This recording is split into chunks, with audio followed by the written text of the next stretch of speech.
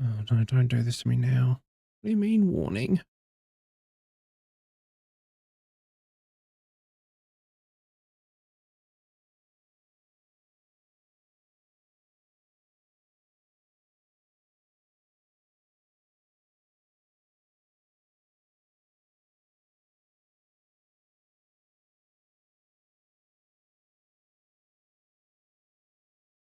Okay, let me fix this.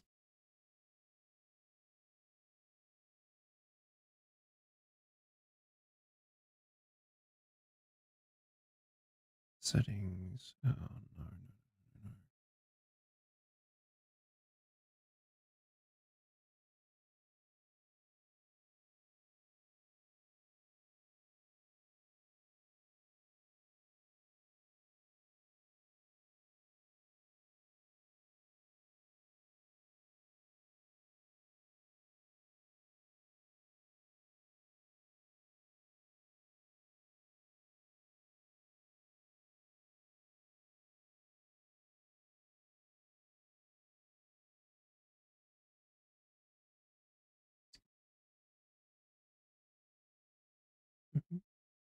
Okay, I think I'm good.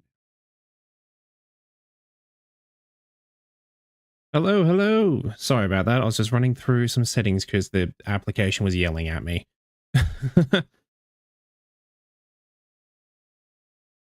I think I'm good now. I think I'm good now. Oh, yeah. It's funny. The last 3 times I've tried to do this, something different has broken every time. I can't. I can't get a win. Uh, G'day, Joy. How's it going? Let me see. Okay. Uh, it comes with stream. Yeah. Yeah, it definitely does. There is so much in this I still have to learn. Like I'm still trying to figure out how to get the chat thing to come up good because that's just ugly. I don't like it. I've even tried looking for different things, and everyone's just like, "Yeah, copy the URL, and it should just look good." They're clearly not. So I'll try and figure that one out. I will be switching over to a different screen to show something that I've been working on for my current D&D character, which is I'm so happy I get to play him. I'm so happy I get to play him. He's been such a joy. To give context, the I'll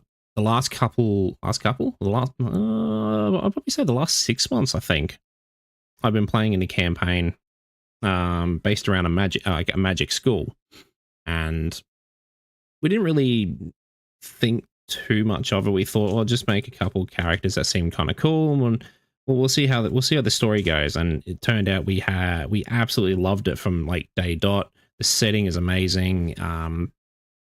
Think of like, I guess for the setting, think of like kind of like Harry Potter, but instead of it being like a big singular school, it's like a tertiary education. It's like a college of some kind, or like a cluster of colleges that just form one big hub, and they all interact with each other and have all sorts of different schooling and type of things.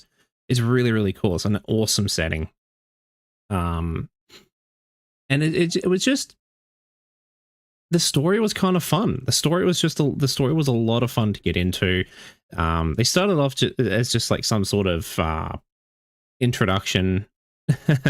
Yeah, no, it isn't mandatory here, which is kind of good in a sense, because it doesn't mean, like, it doesn't force people to be pressured into all sorts of stuff, but it doesn't help that we don't do a lot and we just push for that anyway. And we don't try and help. Like, well, I guess for me it was. For me it was like they didn't do a lot of here's what you can do. Yeah. Yeah, I couldn't imagine what it'd be like for you guys over there. But it's like, yeah, instead of doing things for us where it's like, this is what you could do, at least my school anyway. They're just like, okay, so what do you want to do? I don't know. What's out there for me? Figure it out yourself. That's helpful. I'm getting a little off topic now. Yeah, that's nice. I'm getting a little off topic now. Back to the setting. No. It's not. No, it's not your fault. I let myself do that. Where was I? It all started off with like a basic introduction, like you're doing like a big induction sort of thing. It's a big sort of day. Everyone's running around like crazy. You know, it's just big orientation stuff and going around, getting yourself familiarized with the setting and the location and whatnot. And then towards the end of it, you're thrown into a little encounter where one of the suitcases has turned itself into a mimic, and your party just so happens to be there. And what are you going to do about it? Sort of scenario. And then things sort of evolved from there as the sessions went on. It turns out that there's this whole thing happening in the first year where there's like this magic ointment that's causing issues. So, okay, that's a bit weird. There's some stuff going on with this magic ointment. Okay, whatever. Must be a coincidence. So it's happened a couple times now. And then it keeps happening. Huh. That's odd. All right, we've dealt with a couple of these cases now. Maybe we should look into this. And you go off and do some exploration and investigation and stuff with the approval and some help from teachers and whatnot. And the story just evolves. They should have tested it before putting it on the market. Well, that's the funny part is that's actually that ointment that is used. It is an integral part of the world. It is something that they've used that is and referenced multiple times throughout that particular segment. That is something that they've used for generations. It's just weird for some reason that this year, coincidentally, your group shows up and problems start happening. Lucas Pawpaw sponsored. Sadly, no. Sadly, I'm not sponsored by Lucas Special Pawpaw ointment. But it's kind of interesting, and like the story develops more and more as you go on in the schooling years. So it's and the book itself even states that you can just end the campaign at year 3. Like there is a decent enough ending. G'day, Drac. How's it going? Talking about some D&D nonsense today. Hello, goodbye. Oh, jeez. I've lost my train of thought now. Oh, right, sorry. you got me for like 30 minutes. Fair enough. No worries, man. Don't want to keep you up too much longer. I am sorry that this started so much later than I really wanted to. Work sort of threw me through the loop today. The machines I was working on just decided to keep breaking, and in the not so fun way. Luckily, didn't have to do like any crazy overtime or anything, but that's going to be left for tomorrow. Yippee. Anyway, that's for another time. That's another complaint for another time, I should say. Back to the story. Where was I? It's like I think it was something about like the ointment or whatever. But yeah, like you'll have me around more for the next 3 weeks starting from. Oh, okay, interesting. I'll have to talk to you because I got a couple of things that I need to plan out as well. I got it's a good thing you brought up Friday. Machines? Is it just me when people in Australia work on machines? Well, yes and no. It depends on what sector you're in. For me, I work in like a factory sort of thing. Actually, let me just switch screens over so you guys can look at something more than just stream starting soon. I drive them machines. Yeah, you do. Let me just switch over. Let me go. Just because I don't like the the chat box at the moment. I've still got chat up over on the side here, so I can see what you guys are typing.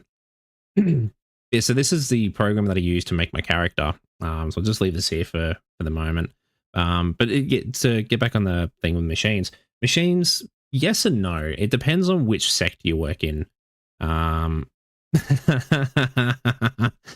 No, he's actually being serious. He drives a couple of the bigger machines that we have running around.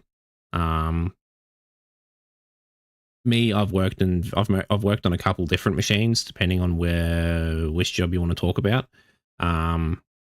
like currently I'm working on a lot of stationary, big industrial style machines that like pump out constant product one way or another, unless they decide to break down or explode or, you know, just do things that you just sit there and pull your hair out and get frustrated with. Otherwise, if you go back to my painting gig, I've worked on a couple of more intricate little machines like, it's not Halgram Frog Hammer. I'm machine operator more so than anything. My current position is machine operator, so I deal with yeah, front end. That's that. Yeah, I was trying to think of the name. I couldn't think of it. Thank you, front end loaders.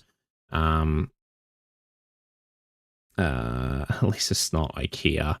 Yeah, yeah, it is. It is. Thank Lord. Thank Lord, I don't work there. It, like, what was it? The last job I had before being a machine operator, I used to work with a couple of little more intricate ones. So like they're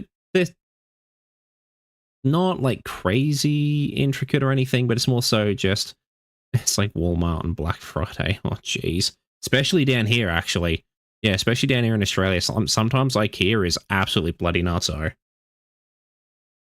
Yeah, I had the unfortunate experience of having to go to IKEA one day because I needed to get a computer desk and I needed something that at least was decent and had decent size. Yeah, so that was not fun. But I've worked on like little machines like pumps and spray guns and all sorts of little things for like painting equipment and whatnot. TMI, but my BF works in a paper mill, so it's interesting to hear about machinery stuff. Yeah, it's actually really cool too. Like jumping from the job that I was on into the one I'm currently in. It was a I guess a bit of a shock to the system, but it was a welcomed one because it was actually really really cool seeing the different types of machines that are out there and the different machinery that I will now be working on. Especially going from like spray guns and paint and you know just like pumps in general and stuff like that because working with a lot of paint and everything. Going over to now literally building blocks of foam. It's really cool seeing the machinery there at work until they don't work. And it's just either a mess or you pull your hair out because things just don't want to work at all. Oh, is Walmart American Ducks? Well, over here, a lot of us view it as that. Have I been? If I had been to a Walmart, it was like years ago, and I don't really remember it.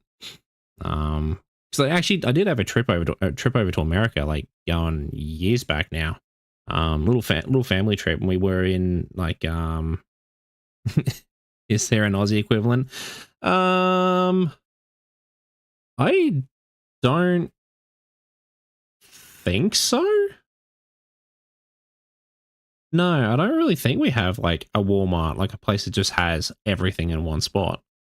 Now that I think about it, I really don't think we do.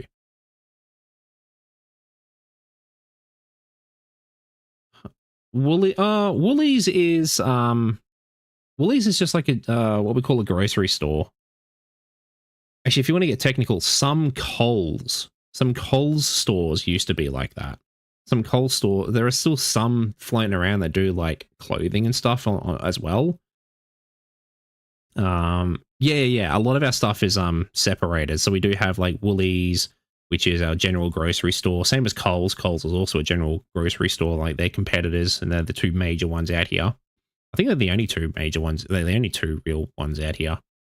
You get like a couple of your local grocery stores that try and do things differently or cheaper, or you know, get locally sourced stuff. But you know, the two ones you see everywhere are Coles and Woolies, and then they have their own.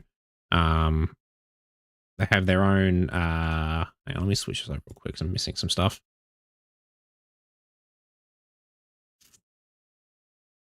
That was my job title before my promo.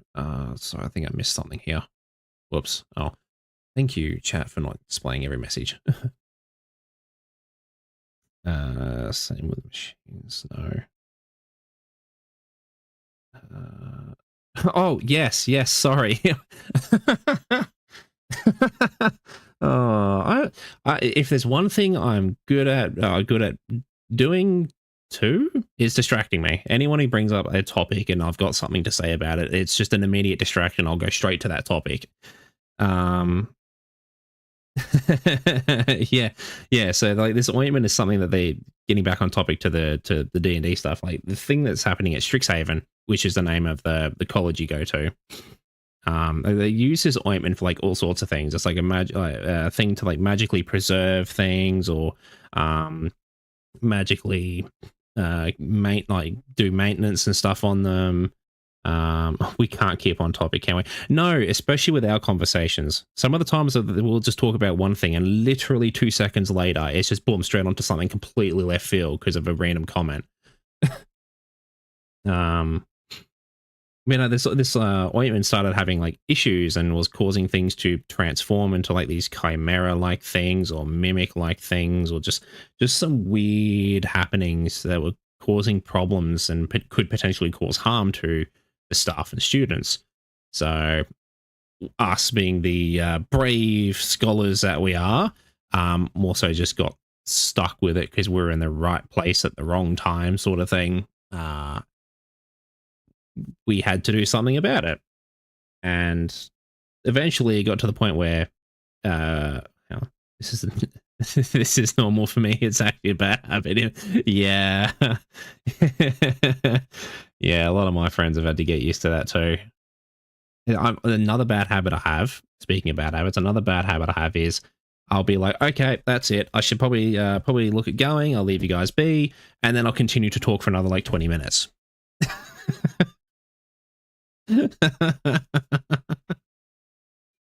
um yeah, yeah.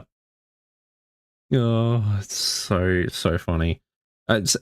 It's actually kind of funny too. Like Alira, was it Alira does the exact same thing. Okay, chat. Time to end stream, and then proceeds to talk about 7 more topics for the next hour.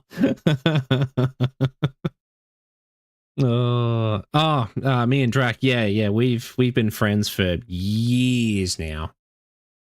God, like was it high school or something? Early high school or something. I think we met. We had a bit of it was interesting, really. We had like a bit of a scuffle or something earlier on for like 14 years. Geez, that long. I keep forgetting it's been that long. But it's on purpose. Oh, that's funny. That's real funny. I like that. Oh man, that's insane. Fucking topic. Stay on topic, Vic. Stay on topic. Right. Backtrack this time. So yeah. So you now need to like after a couple times looking at it, it's like this ain't a coincidence. This ointment's been used in everything.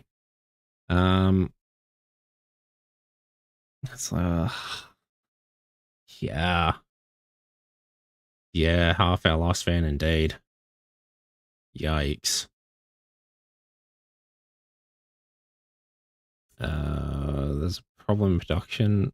There's a problem in production that year. It's not a problem in production. Oh, I guess it is like a problem in production, but we don't know what's really going on with it yet. So it's we've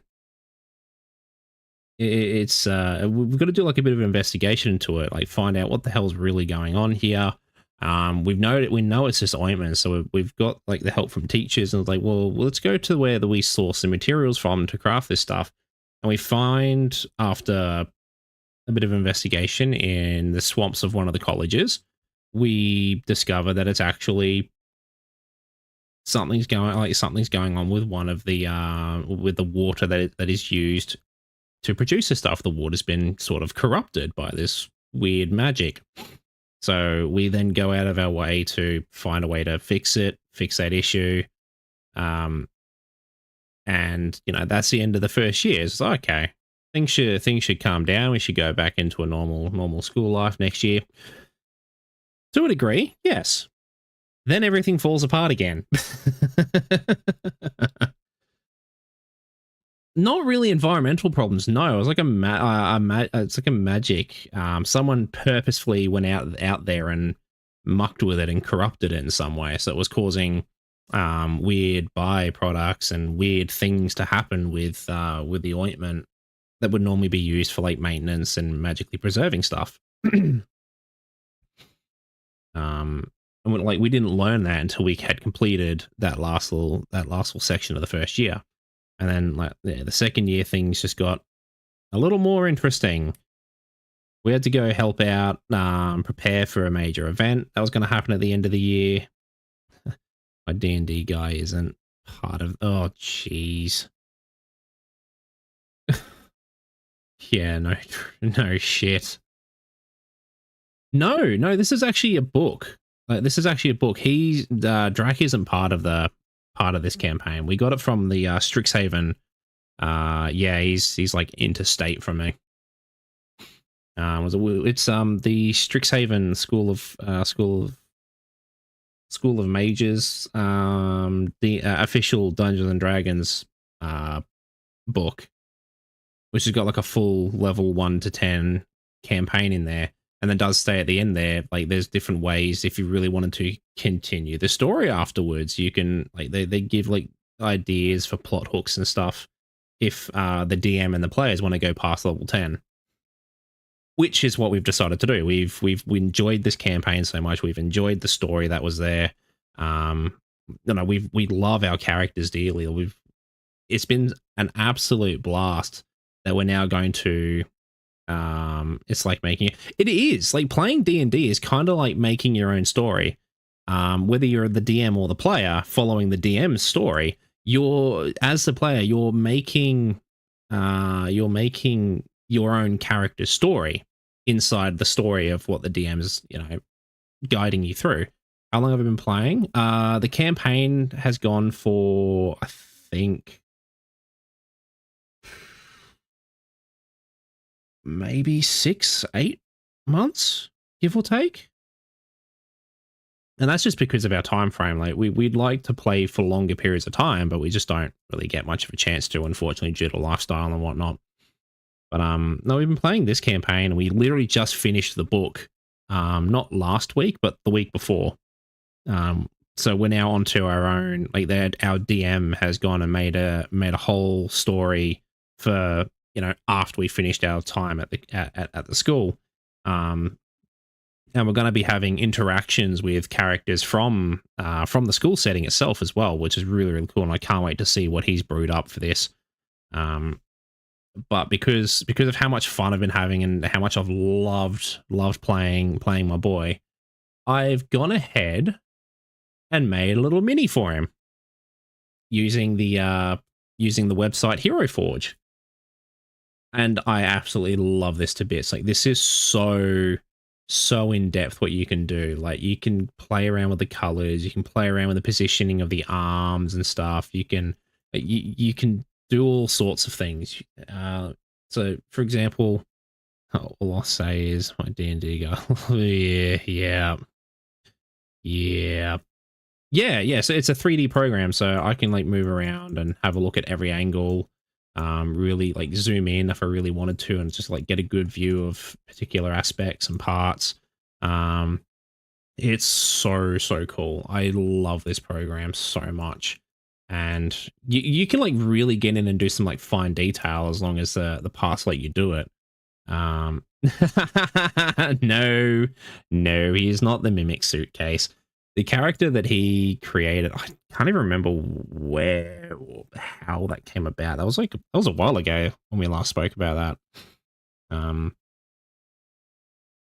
I think he was making a character for something else. And we got on the topic of like various different characters. Send me links for that. I wanna. Yeah, we'll do. We'll do. I'll post a link in. I should be able to alter the description after this. I'll post a link there for anyone interested in having a look, and I'll also it'd be interesting to get that 3D print. Yes, so it's actually another cool thing. You can buy either the straight minis. They will make them themselves in various different ways. You can get them in just basic plastic. You can get them in a higher grade plastic. You can get them to do a special 3D printing themselves where they will, like, the way I've designed it specifically, it'll be colored. Well, yeah, basically his character is a whole thing. You can just, if you don't want anything too flashy and you just want to have like a picture of your character on like a standee, you can get them done like that too. You can get them as polished brass. Or the way I'm going to be doing it is I'm going to be getting the, yeah, that's not fun. What was I saying? All right, yeah, so I'm actually going to be getting the files so that I can get them 3D printed, and then I'll have yeah.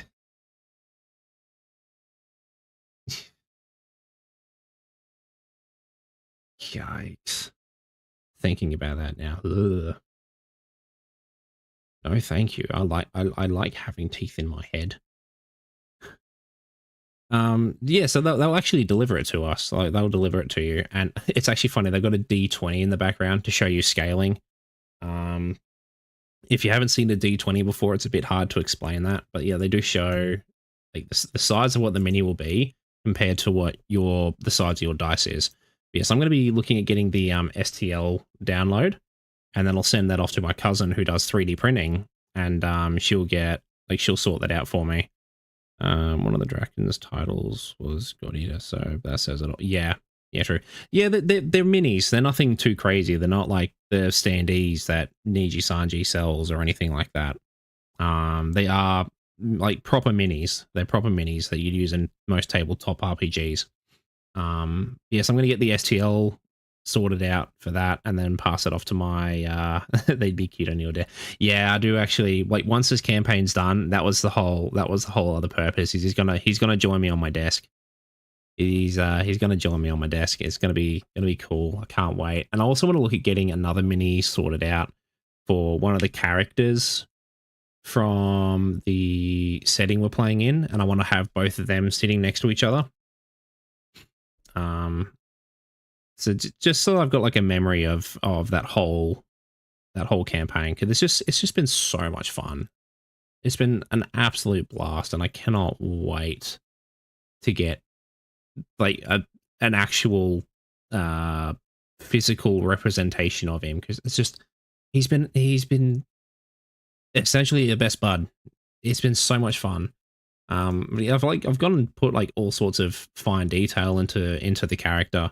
So, for example, I'm gonna have to try and ask someone to see if they can paint this bit here for me. I cannot paint something this small to save my life, so I am gonna have to commission one of my other friends.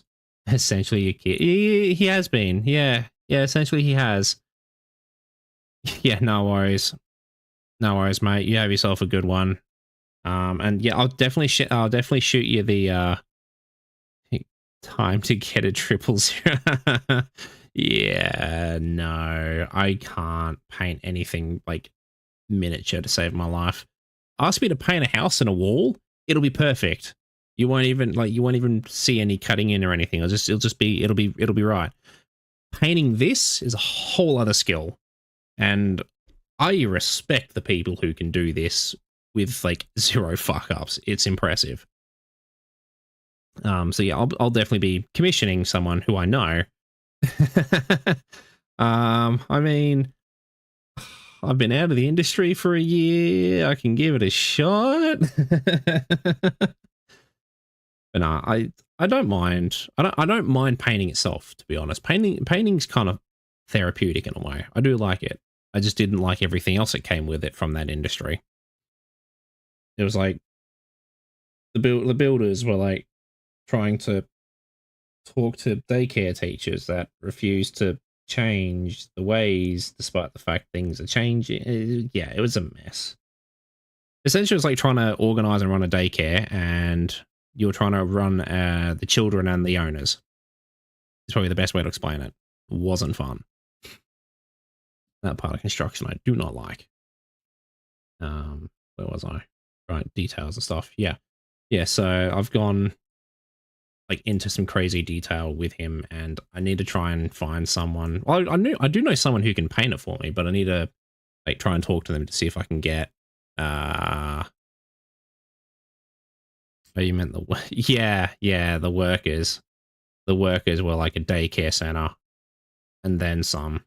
Ugh, not fun. But yeah, I had a lot of fun. I had a lot of fun designing him. It was really, really weird. Normally I do not have you considered glow in the dark details. Well, that's actually kind of, it's funny you say that. Like this part here does have like a bit of a glow to it. I'll need to talk to the person who I will be commissioning to paint this once I get the mini printed, to see if they can do like use different types of paints, like neon style paints, to get like a glow effect to them, especially in like intricate areas like the fingers and the base of the basically the spell, um, to try and replicate this effect.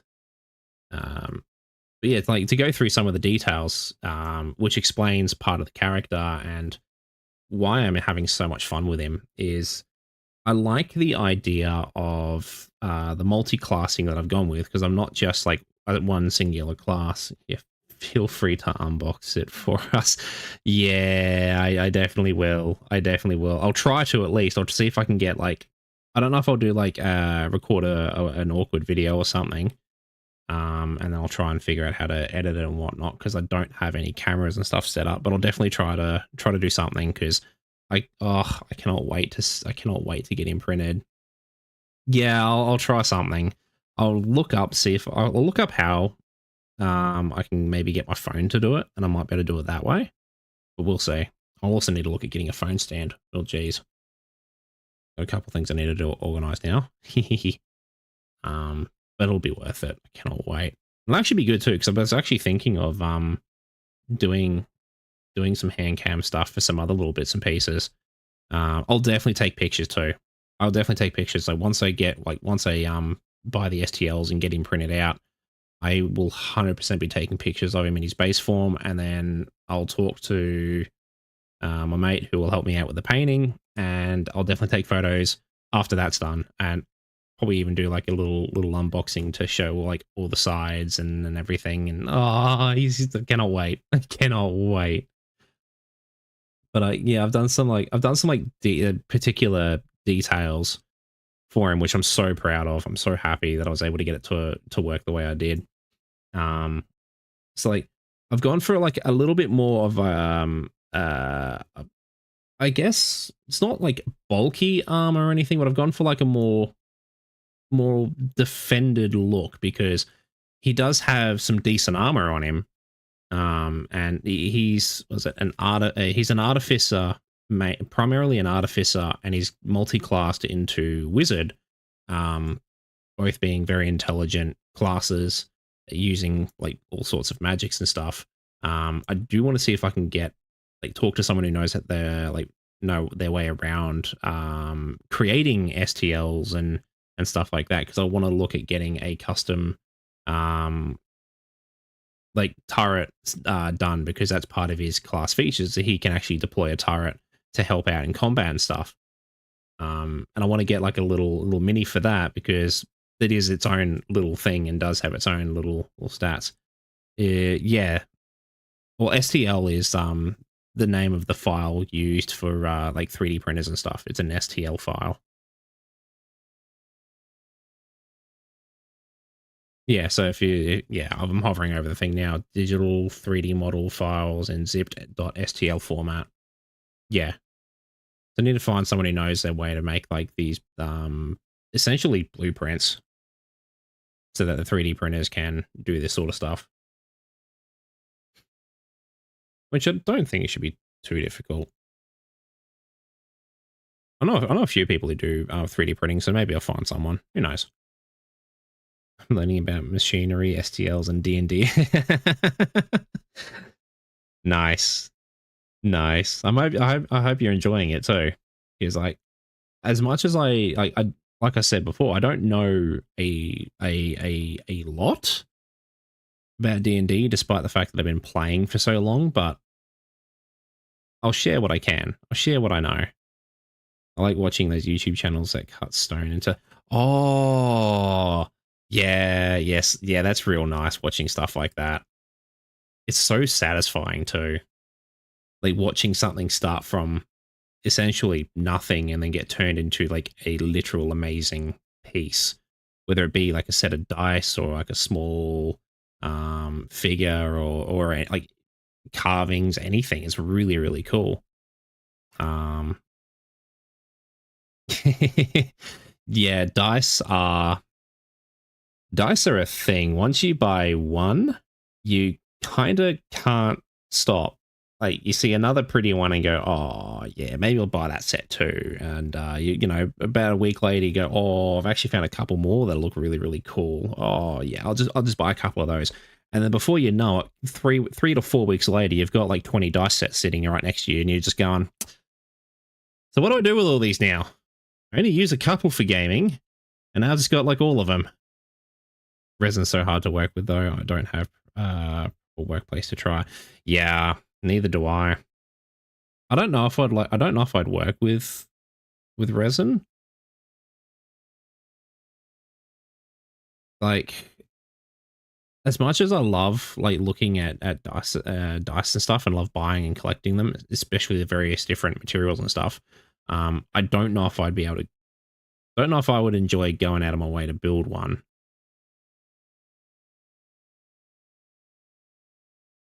Yeah, I'm not too sure. I don't mind like doing like designing and stuff for that. I don't mind doing like designs and whatnot, but the actual it takes a lot of work. Yeah, yeah, and like despite the fact that I was a painter, my hands steady enough. Maybe not. Maybe not for something as small as that, or something as fine detailed as those types of things. So I don't know if I'd be able to do it. Sadly. Um, but in saying that though, I'll gladly pay anyone for their time and effort to make those things because, oh boy, he's an artist. No, not quite. Oh. But no, I don't mind doing like the designing aspect of things. I kind of enjoy it. I kind of like learning couple things about either programs or designing things in general. Um, I struggle and have always struggled making things, so I just don't really focus on that side, if that makes sense. Um, but at least this part I have so much fun in, and anyone who is willing to help out, whether it be for a fee or whatnot, um, much appreciated when it comes to this. I'm in architecture, but I prefer designing small things. Interesting. I've never, I don't know. I've never thought about doing that sort of stuff. Um, my dad actually did training to be in architecture when he was younger. He kind of enjoyed it, but better suited for interior. Oh, okay. Well, now I know who to go to if I need some ideas for interior designs. Wink, wink.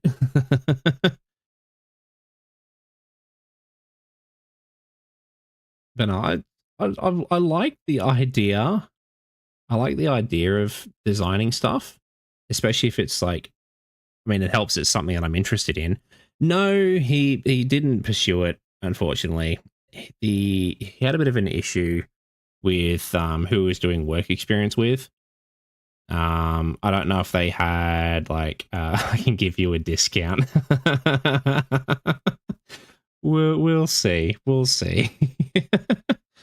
um, but no, he didn't end up pursuing it because he had like a problem with the person he was working with. Like he got really far into like the studies and everything. Um, and around the time they had like houses with porches that were, or like balconies that were part of the garage roofing, were like a big thing at the time. So he was tasked to just design a house. So he went off and did basically a house that at the time he would have loved to live in. And the architect, the lead architect that he was working like doing work experience for, when he looked at the designs, he just immediately went, "That's not going to work. I'm not going to bother," and just like instantly dismissed him. So he just went, "Okay, then I guess I don't want to do this anymore." It was just like immediately shut down, which is kind of sad, but I don't know. If anything, I think he after that he things worked out a lot better for him. So I guess silver linings where they count, right? I don't know. I personally haven't looked into it because I don't, I don't know. I don't think it's I don't like the idea of designing big. Yeah, basically. It's not like I don't like the idea of designing big things. It's I guess the types of things I don't like. I'm not super interested in like the architecture of housing and stuff like that. But when it comes to like designing weird little things, I don't mind doing this sort of stuff. And especially being a painter, I like the idea of color matching and working off of color wheels and getting like color patterns and stuff and color schemes. And I love all that sort of stuff. I love working with colors and like smaller sort of designs. And I guess you could say this is a bit intricate, but you know, I love this sort of stuff. I've loved mucking around with this type of stuff, despite the fact that I struggle with a lot of art and whatnot. Can you teach me color theory? I don't. I don't know actually. I don't know. I don't remember a great deal of it, to be honest. It's more like it's annoying too because I want to explain a few things, but I struggle to explain stuff, and a lot of information that I have that I know I can share, I just can't because I struggle. I struggle to explain the reasons behind certain things or the reasons why um, certain things are either the way they are or work the way they do. It's I can probably teach through like showing comparisons and like actually showing things, but it's difficult to like explain why certain things are the way they are, especially with color theory. Um, and a lot of things when it comes to especially color schemes and whatnot. Color theory helps get like a base idea of what you're working with. But it also does come down to the person. Sometimes the person just wants completely wacky, weird things that, and then you know you can guide them through those types of things as long as you keep to say like, at least for me, I like the idea of complementary contrasting, especially with like paint schemes for houses and stuff like that. I love like complementary contrasting sort of colors and working off of that.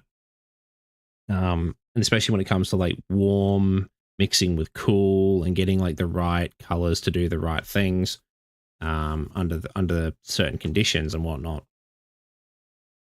I don't know. I just love like mucking around with colors and stuff. I'm overly compulsive, so I do tend to like matching. That's fair. That's fair. Yeah, that's understandable. I don't know. Yeah, like the main thing is for me, color theory is interesting. I didn't quite. I did learn it because I had to learn it for my trade, but I don't really remember a lot of it. A lot of being on the like when I was on the job and stuff like that. It's more of like, it yeah, it really does. It really does. I know that feeling all too well. But a lot of it is like just deciding, like listening to what, especially your client, like listening to what your client's looking for and what they like what they really want, what they like, and then guiding them down different possibilities of it. Like I like learning what other people are interested in, and then seeing if I can make certain colors that they like work together in a way that they will like, whether it be matching certain cool and warm colors that may just happen to go together. I just sort of mix and match things and see what works and what doesn't. And that's the way I've done. That's the way I do a lot of things. And it's kind of the same with this. Like I've worked, especially with this up here, like the magic here. I've really had to sit down and try and figure out how the fuck I'm gonna get those colors to do what I want. Yeah, you think?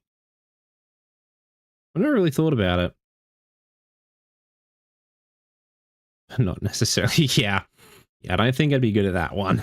I'll agree with that, especially considering my drawing and that type of skill is. Well, I mean, you've probably seen the thumbnail. Not there, non-existent. So I'm probably definitely not good at that. But no, I do like the idea of designing and stuff like that. That's always been kind of cool. I've just never, I guess, had the chance to pursue that sort of thing. I tell everyone this because of going through it myself. That's fair. It does help having a bit of experience and background knowledge of stuff. It really does. Yeah, I've gotten sidetracked again. I'm good at that. Right, yeah, so when it comes to like trying to go back now on topic with my boy here, a lot of the detail that I wanted to do with him in particular is like, especially with the like the spells that are written in the book. Most of architecture, at least in my uni, is bachelor's of science, so it's mainly. Oh, that doesn't sound too fun. Oh boy. Ah, yes. Back onto the story. Yeah. So the thing with like the writing and the spell itself, and even the detail in his eyes, because I've changed. I wanted his eye color to pop a bit more, to be like a little detail as to he's like channeling the spell itself. Like he's getting prepared to cast it, channeling the spell through his hand, because the DM has my DM has allowed me to have my mechanical arm, because yes, that is not a real arm, and I'll go into more detail about how I designed that as well. But it's not his real hand. He lost part of his backstory is he lost that arm due to an incident that happened when going through some ruins with his family. So the DM has allowed this to be part of his part of how he casts his spells. So he channels the arcane energy through his hand, which is shown through the gaps in the fingers and even the wrist itself, to show that that's where the energy is being channeled through. And then this is because of the subclass he is in wizard. He's not just a general wizard. He focuses on. So this is him after the academy. Yeah, kinda actually. I was originally designing him to be part, like, this is how he would look in the academy, like in the College of Strixhaven itself. But we reached a certain point in the story that, you know, everything in the school is oh right, yeah. So funnily enough, I've named him Victus, as you can see up in the top corner here. No, that's all good. I don't even think I really mentioned his name now that I think about it. Whoops.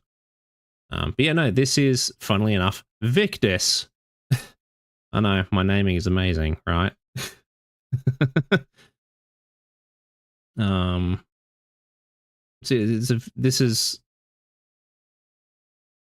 I've completely lost my train of thought. I'm sorry. And wizard, right? Yes, yeah. So he's not like a very particular. He's not just like a general sort of wizard or anything. No, he's gone down a very particular school where they alter, like they alter the spells. Me names my character. Yeah, I do that a lot too. I find a character I like, and I'm just like, yep, I'll use that name for something later. Yeah, I do that one a lot too. Like, Victus is actually one of the first. Victus and another character I used to have, Halgrim. They're like some of the handful of characters where I'll actually try and think of a name for them that works. And I'm so glad I really like tried to make Victus his own little thing. But like part of part of Victus is like studies as the type of mage that he went down. He's part of the what is known as the Order of Scribes. They've got a very particular spell book that allows them to, as they're casting a spell, potentially on the fly augment it temporarily so that it can do, say, a different damage type, like tomes. Yeah, essentially. Yeah, like his spell book or his tome or grimoire or insert name for magic book here. He's got a special book that allows him to alter the spell, which is what I've referenced through him channeling the magic into his hand. He's creating the spell itself, and he's getting ready to cast it. But as he's doing so, he's changing the element of the spell, which is referenced through the book here. Like the writing is changed because he's changing the element there. So he has magic, but it can change thanks to the book. In a bastardized sense, yes. I say bastardized because I don't actually have the book on me, sadly. I try and work off of whatever I can get to work for me because I say bastardized as in it's like that's an Aussie term. I don't even know how to explain it other than saying it's a bastardized version of things. It's I guess you can say like a cheap copy or like a really crappy explanation depending on the context of it.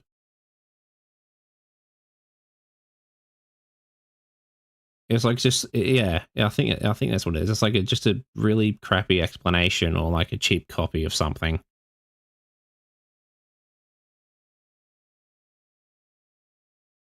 I think that's what that means. I think that's the way I explain it.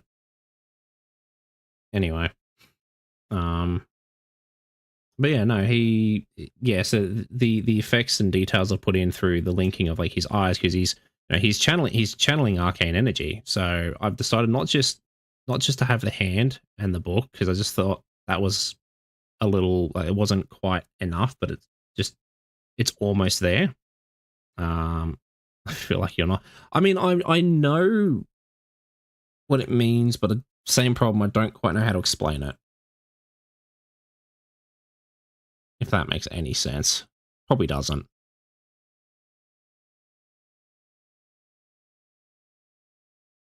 Anyway. No problem. Awesome. Okay, cool.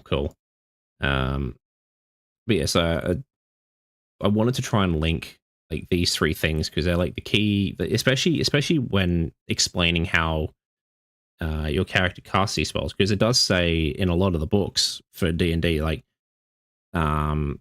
think of ways to bring your character to life. Explain how they cast spells. Explain what changes, or if there's any sort of auras or stuff, or if their clothes start like waving mystically as if there's a wind when there's no breeze or something, or eye color changes, or just minor details just to add some flavor to what you're doing instead of just being like, I cast X spell. So yeah, this is like my little bit of flavor is he channels the initial spell through his hand, and because of the arcane energy that's flowing through, his eyes start to like glow that bright blue. And like the little bit of detail that I've added through his wizard subclass is, as he's casting this or creating the spell, he's changing the element on the fly to try and get to try and get the desired effect, basically. And the other little bit of detail is, like I was saying, because he's an artificer, he does have that little bit more bulky armor. He does have that little bit, more protection. So I tried to pick something that suited both his wizardly style of spell casting, but keep it so that he's still got it. You know, it looks like he's got some protection behind him. Artificer. To think of dudes that do like magical tinkering, you know, like creating essentially like robots, or heck, even the arm that he has, or just like creating magical objects. Like that's normally what artificers do.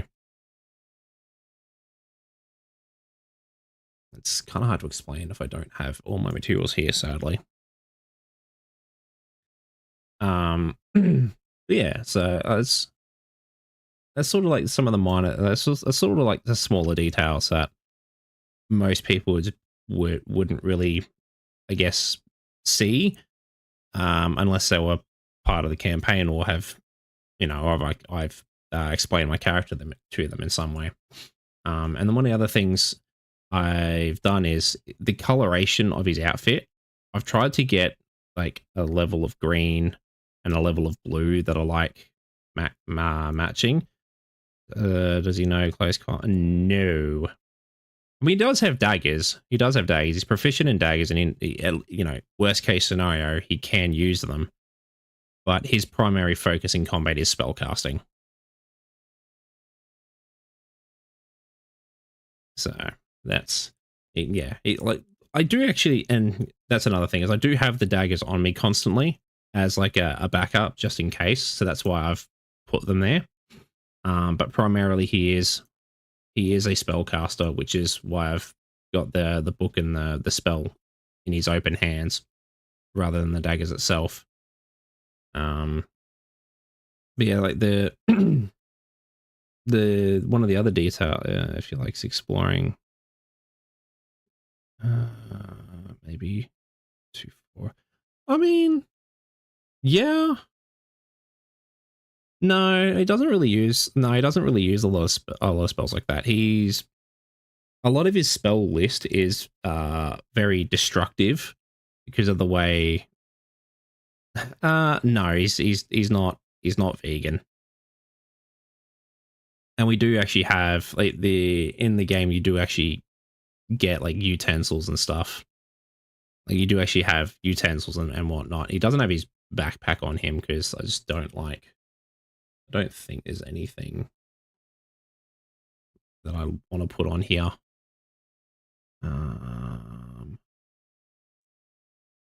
Is there? No, I can't think of that.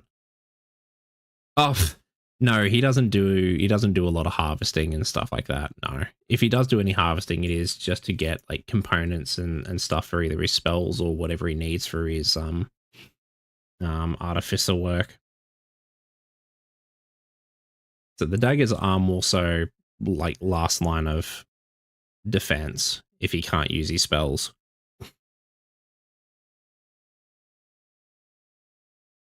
I never asked if you're sensitive to. Normally no. It's just takes me a minute to think about things, I guess. Like I can talk about them, I just don't like looking at them. If I see one, I decide it owns the wall, and that's it. That I'm stay clear of that wall. That whole wall is its property now, not mine. So yeah, I can talk about them. That's not the issue. Thinking about them does send shivers down my spine, but as long as I don't see one, I'm good. I do live in a warmer area, which is kind of not good for avoiding them. I say avoiding them. It's not like I encounter them constantly, but certain areas I do see them more often than not. Thanks to the warmer area. I don't know. Spiders are weird and I don't like them.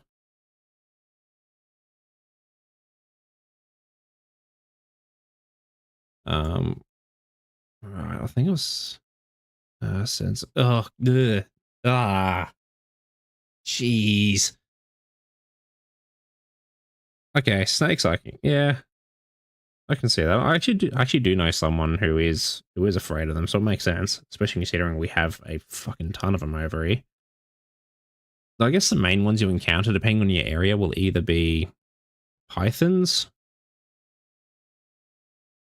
or if you see browns, get the hell away from them. You may encounter a red belly black. I don't know. I haven't really. Yeah, yeah. They're just straight up called brown snakes or king browns. If you're unlucky to see one of them, those things are massive. Yeah, we just call them brown snakes because of their color. They are aggressive as all hell. Like most spiders, most snakes, as long as you, it's like nothing on them, or they don't. At least to me, they don't seem very appetizing. They don't. It doesn't look like there's a lot really going there. So I'm not interested.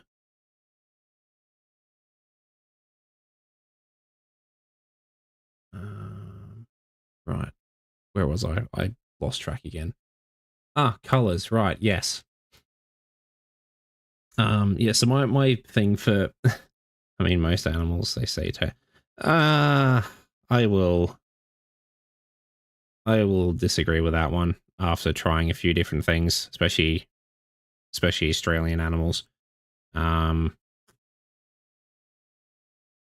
it's hard to explain, Roo. It's hard to explain. It's hard to explain the flavor for Roo. It's definitely more. I wouldn't say gamey. What is it? It it all I can really say is I haven't eaten frogs, so I wouldn't know. But a roux is like a full on lean meat. Like there's next to no fat on that at all. So like, if you're preparing it, they do suggest you soak it in a bit of oil to give it give it some sort of moisture retention and whatnot. Otherwise, you will just cook the living daylights out of any liquids that are in there, and you're just left with dried meat. Like it's cooked properly, and it looks like it's cooked, but it's just dry cooked meat. Not fun. Would be well. I mean, frog legs are a thing, so I'm not surprised. Like I wouldn't be surprised if that is like a wings like staple in certain places. Yeah, it's like especially like roux sausages and stuff. You need to at least put like a bit of oil or something or a bit of fat into them in some way. Um. Oh, interesting. Crocodilies. We've got like heaps of crocs here. So in certain places, they may or may not be a problem for some people. I know Australia's definitely got crocs. We've got crocodilies or crocodiles, or however you want to pronounce them. I just like to be silly and call them crocodilies. And I know America, their gator is, well, alligator.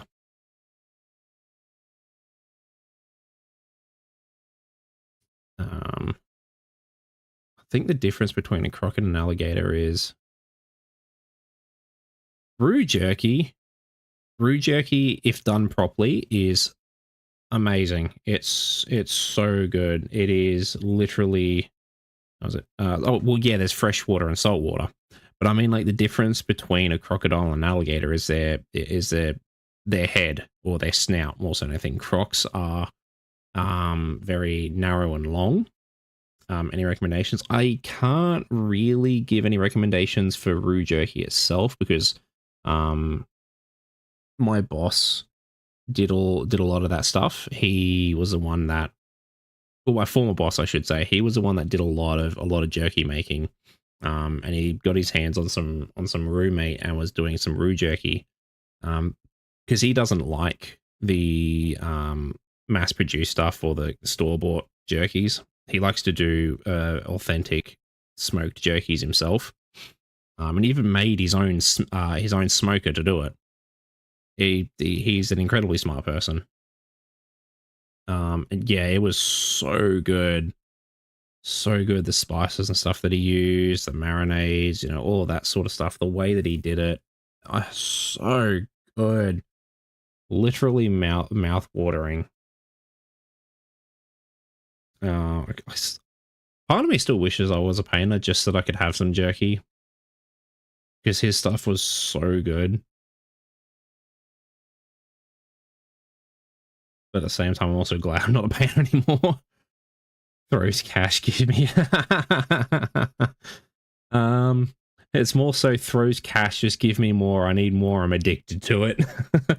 I don't know. Maybe I might be able to learn how to do that sort of stuff, but that'll be like way later down the track if I ever remember to give it a shot. And I probably will ask him. Oh, maybe not his recipe, but ask him how the hell do I do it? Because he definitely knows what he's doing with that sort of stuff. Sounds fun. Yeah, it does actually. It does. Especially considering he does a lot of his stuff is like wood fire, not just like gas or anything like that. He even like finds the type of wood to do it with, because believe it or not, the wood gives off it doesn't matter what type of wood you're using, it gives off different types of flavors. Like the smoke will be flavored based off of either what's been around or what's in the ground that the trees absorb. You know, the wood itself will actually change the flavor of, you know, essentially the smoke. I mean, even marshmallows on fire is a lot better. Yeah. I haven't done roasted marshmallows in a long time either. We keep going on random topics about everything, don't we? I just realized again. Oh boy. I'm good at that one. I'm really good at that one. Anyway, try and focus this time, Vic. Try and focus this time. Or for some new for my family.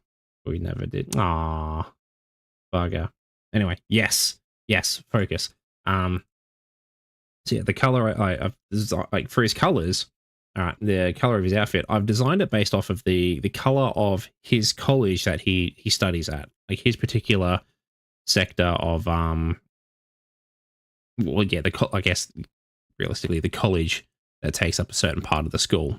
Like that's I've picked the coloration for that outfit mainly like I was saying before, because I originally was planning to have like this is his look, like this is how he looks at school. But then we got to a certain point in the campaign, just like, actually, no, let's just make this like him outside of school at this point. Do they have elementary to college?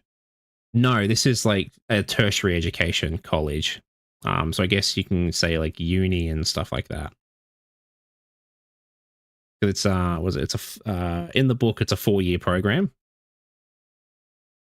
You go from years 1, 2, 3, 4. There is certain role play segments. You mean like it? Yes. Right, sorry, I keep forgetting it's different in other countries. So in Australia, we have primary, secondary, and tertiary education. The first two are mandatory. You do have to do primary and secondary schooling, but tertiary education, Australian schooling, confuses me.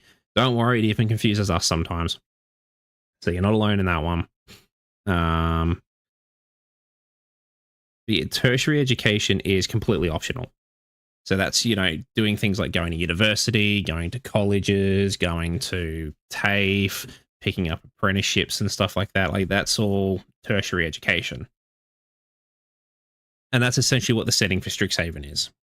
It is, you know, you're going to a magical college and you're further developing your character's knowledge and studies and stuff like that. And he just so happened to have a massive, crazy adventure going on over the 4 years. Specializing? Yeah, I guess you can say that. Yeah, it'd be definitely more like specializing and stuff like that. So yeah, I wanted to use like especially with the little bit of knowledge that I have, because Strixhaven isn't just a D&D setting. It was also used as a Magic the Gathering set of cards. Magic the Gathering being a trading card game, if you didn't know about that. solving the mystery of the contaminated ointment by Victus and Friends.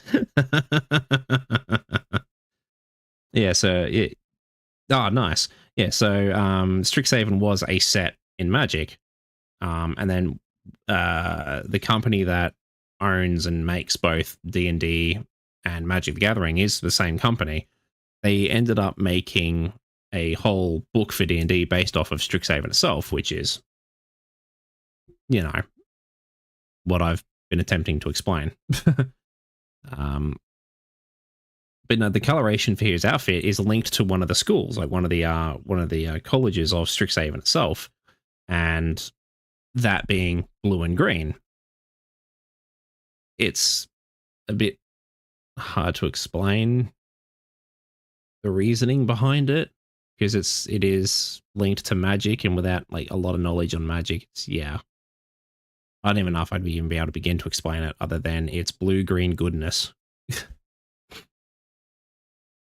um I picked like the colors to like that represented that school, and I thought to myself at the end of the last session when we first started like doing our stuff outside of the school, and we're now 4 years out of school, like we've had a bit of a time skip.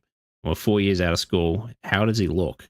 And I thought about everything that happened, and I thought maybe he'd keep the coloration to of the college itself as part of his general outfit, as like a bit of a, this is the place that made me who I am today, and like those colors hold something special to him. So I wanted to try and make an outfit, yeah, like a homage, or however you pronounce that. Despite English being the only language I know, I still suck at it. um but yeah, I wanted to like have something that showed that he's still homage. Okay, thank you. Yeah, I don't like English. I suck at it, and it's the only language I know. No worries. I don't like to. Oh, oh. That's impressive that you know other languages. But yikes, that sounds difficult to try and remember all that. Um, yeah. So I wanted to like bring like bring a part of another part of the past into the present with his outfit design. So that's why I went with like the blue and green to represent the college that made him who he is and taught him the various different things that he now knows. Um, I barely mind. The other two are reduce English. So okay, spelling is my. Don't worry, I'm the same.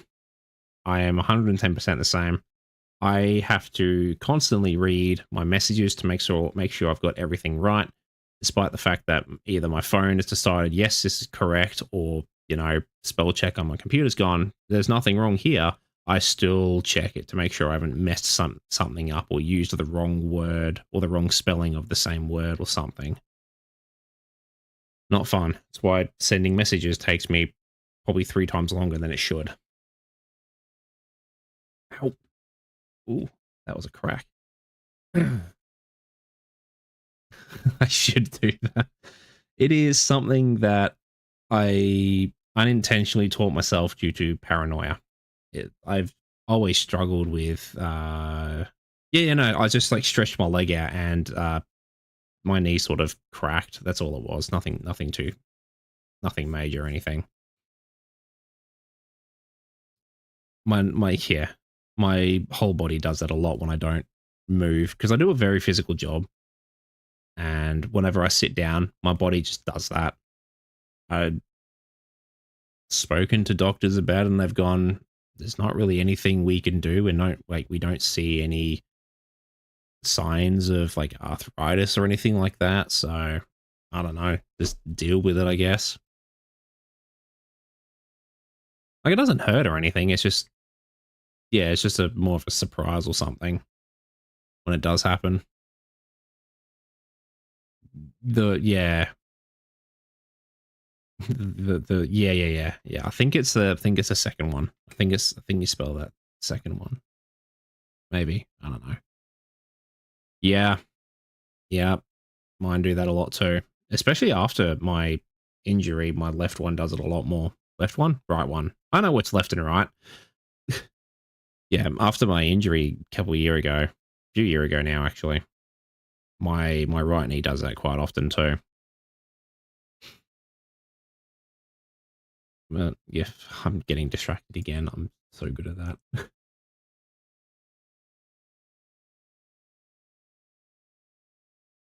I called my grandma and said, yeah, I'm sorry, I don't quite get that one. Um, it's like that's like the design aspect that I went for with Victus. And a lot like I still need to flesh out a lot of his backstory. The general gist of things is he's from a plane. He originates from a plane called Eberron, so he's not actually from the plane of Strixhaven. Strixhaven himself. Huh? Hang on. Oh, it calls me. Oh, sorry. Sorry. I get that. I get what you're saying now. I even call myself an old man when my bones do that. No, I get what you're saying now. Sorry, my bad. Yeah, it's like a lot of his backstory is still pretty, I guess, unexplored yet. I still need to figure out a lot of stuff. But yeah, he definitely comes from a plane called Eberron. Um, so he's not actually from the same plane that Strixhaven is from. He's from a different plane and has traveled there for extra schooling and stuff. Time for a prequel. Time for as much as I've figured out for now, I guess. And he, instead of having the typical edgy backstory everyone gives their D&D characters, I wanted to go for something a little different. So he's had a good upbringing. His parents have been good to him. He's still got his parents. They haven't disappeared or had anything happen to them yet. And his father he looks up to a lot. He does he's like a master artificer. He's like, they're all part of this like they're part of like a branch of this big major hashtag blessed. Yeah, I know. Like they're all part of this like major family on the plane. That deals with a lot of like artificery and alchemy and like those types of magics and tinkering and stuff like that. Um, he's like a branch of that family. Like his family is a branch of that family, and his father's quite well renowned in that family. His backstory will be interesting. I hope so. I hope so. I'm still, like I said, I'm still figuring a few things out, but um, yeah, I know I can do a lot with it. But he's not like noble. He's not like from a noble family or anything. It's like a branch of like a massive, major, important family, more so than anything. Um, and he's picking up the art of artificing through what his family teaches and what his father has done. And his mother's more of a mage, more of like wizard type of schooling, and does a lot of work with the arcane and spell crafting and stuff like that, which is part of the reason why he's both an artificer and a wizard.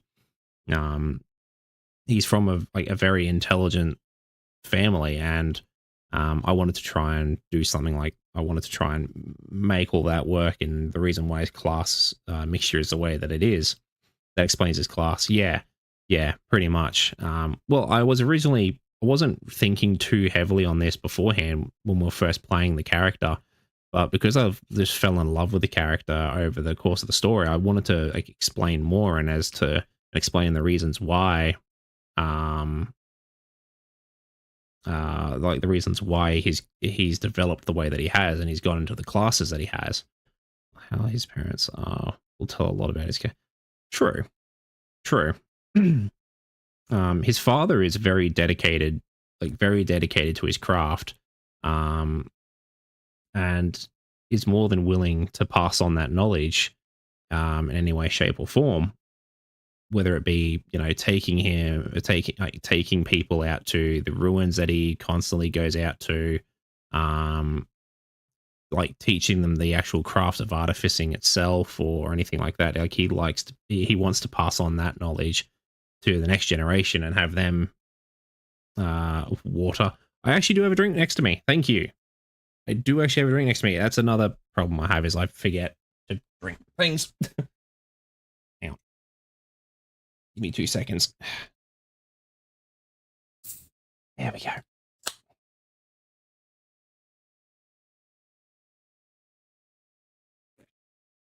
Oh, that's actually a lot better. Thank you. Thank you for reminding me about that. What was I? Right. Yeah, so he, like, Victus himself wants to do those types of things. Like he wants to learn as much as he can and then pass any information he's learned or discovered on to, like, the next generation that comes after him. And he's a very inquisitive person, thanks to, you know, his mother. His mother is very much along the same lines of wanting to learn different ways of utilizing spells or finding different formulas and whatnot, and possibly even altering or creating new magic itself. So they're a very intellectual type of family, and it's actually kind of funny. My DM in the time skip episode that we had last week, he added a nice detail to the home. Like he added it himself, without me needing to, like, think of possible ways to do this. That it's so funny because I need a little bit of context for this. Is my character throughout the story has tried to make magical devices, like make different magical devices, or take a device that he knows from his class essentially, and try and alter it in some way, shape, or form using with the DM's discretion and allowing me to do it. He's had several mishaps and may or may not have caused an explosion in his bedroom, more than once, with the experiments going wrong. That he added a nice little detail for when we were going back to my home and having a little episode in there. He's got the mad scientist vibes. Yeah, but he's not like the super crazy mad scientist. Like, he just likes the idea of exploring things most people dare not tread, but doing it in a way that's more beneficial to people. Despite the fact he knows a lot of destructive things, it's just sort of a thing I guess he's naturally gifted at. But he tries to use, like, the knowledge of a lot of the destructive stuff that he's learned and turn it into something either productive or just funky and different, and maybe even maybe even used in, say, like, entertainment and stuff like that. Just trying to find ways of the things that he's learned, like with the things that he's learned, just altering them to be better for people. So I kind of went for what's the words I'm looking for? I kind of went for, like, I guess you can say the mad scientist vibe without it being like super crazy or anything like that. I'll be making dinner real quick, but do continue. No worries. I'll leave you to that. What are you actually, out of curiosity, what are you cooking, if you don't mind me asking? I haven't even sorted that food yet. I haven't had the chance to. Oof. Oh, I'll be fine. I've got like a few hours before I need to do that anyway, so that's all good. Yeah, he is. Thank you. That's actually what I was looking for. He's a very driven sort of character. He's got not sure. So, like me, half the time I'll walk into a kitchen and be like, so what am I doing? Let's figure it out as we go, shall we? Uh, um, yeah, figuring out if it. Oh, okay, interesting. Actually, speaking of pork, it was it's such a simple little recipe, um, but apparently I this is going a couple of years back now. I will have to give it a whirl again. Apparently, I do a pretty damn good chili plum pork, and it's literally just using like chili paste, plum jam, and pork meat, and then I was it cooking up some rice. That's it. It's not. There's like nothing to it. But apparently the way I do it is really, really good. So I guess I got that going for me. Sounds it does sound fancy and it tastes amazing. How do you make rice? Actually, I do have a different way of making rice than just X amount of rice with X amount of water and boil and good luck. Um, oh, maybe, who knows?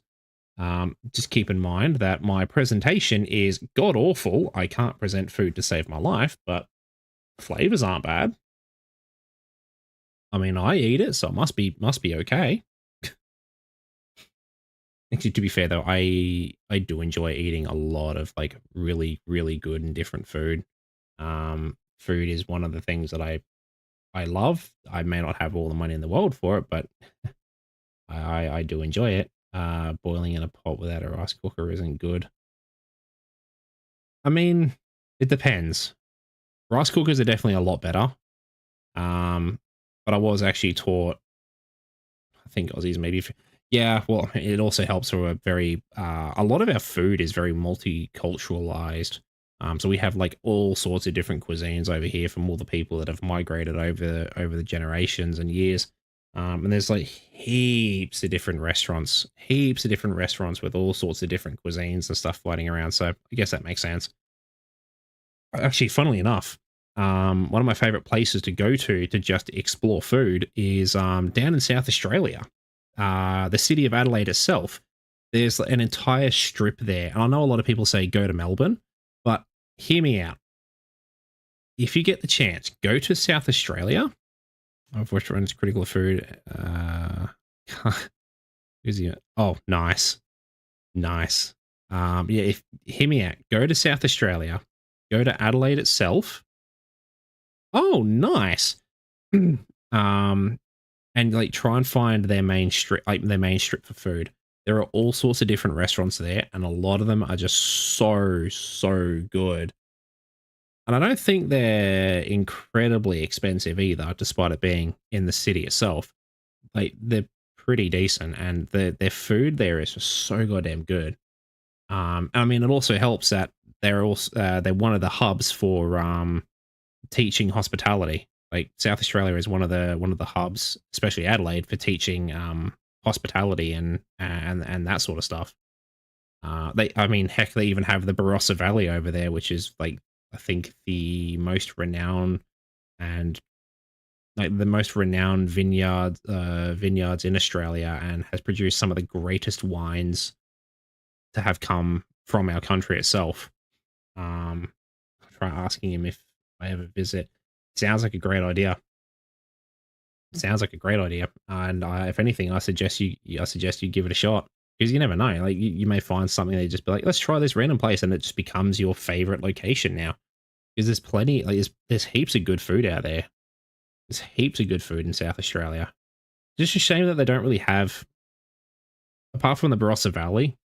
I find they don't have a a great deal going for them like tourism wise. I could be wrong. I haven't really checked in a while, but I never really found much of an interest. I've just got like a lot of family down in South Australia, so that's kind of how I know. I've got experience living down there and going and stuff like that.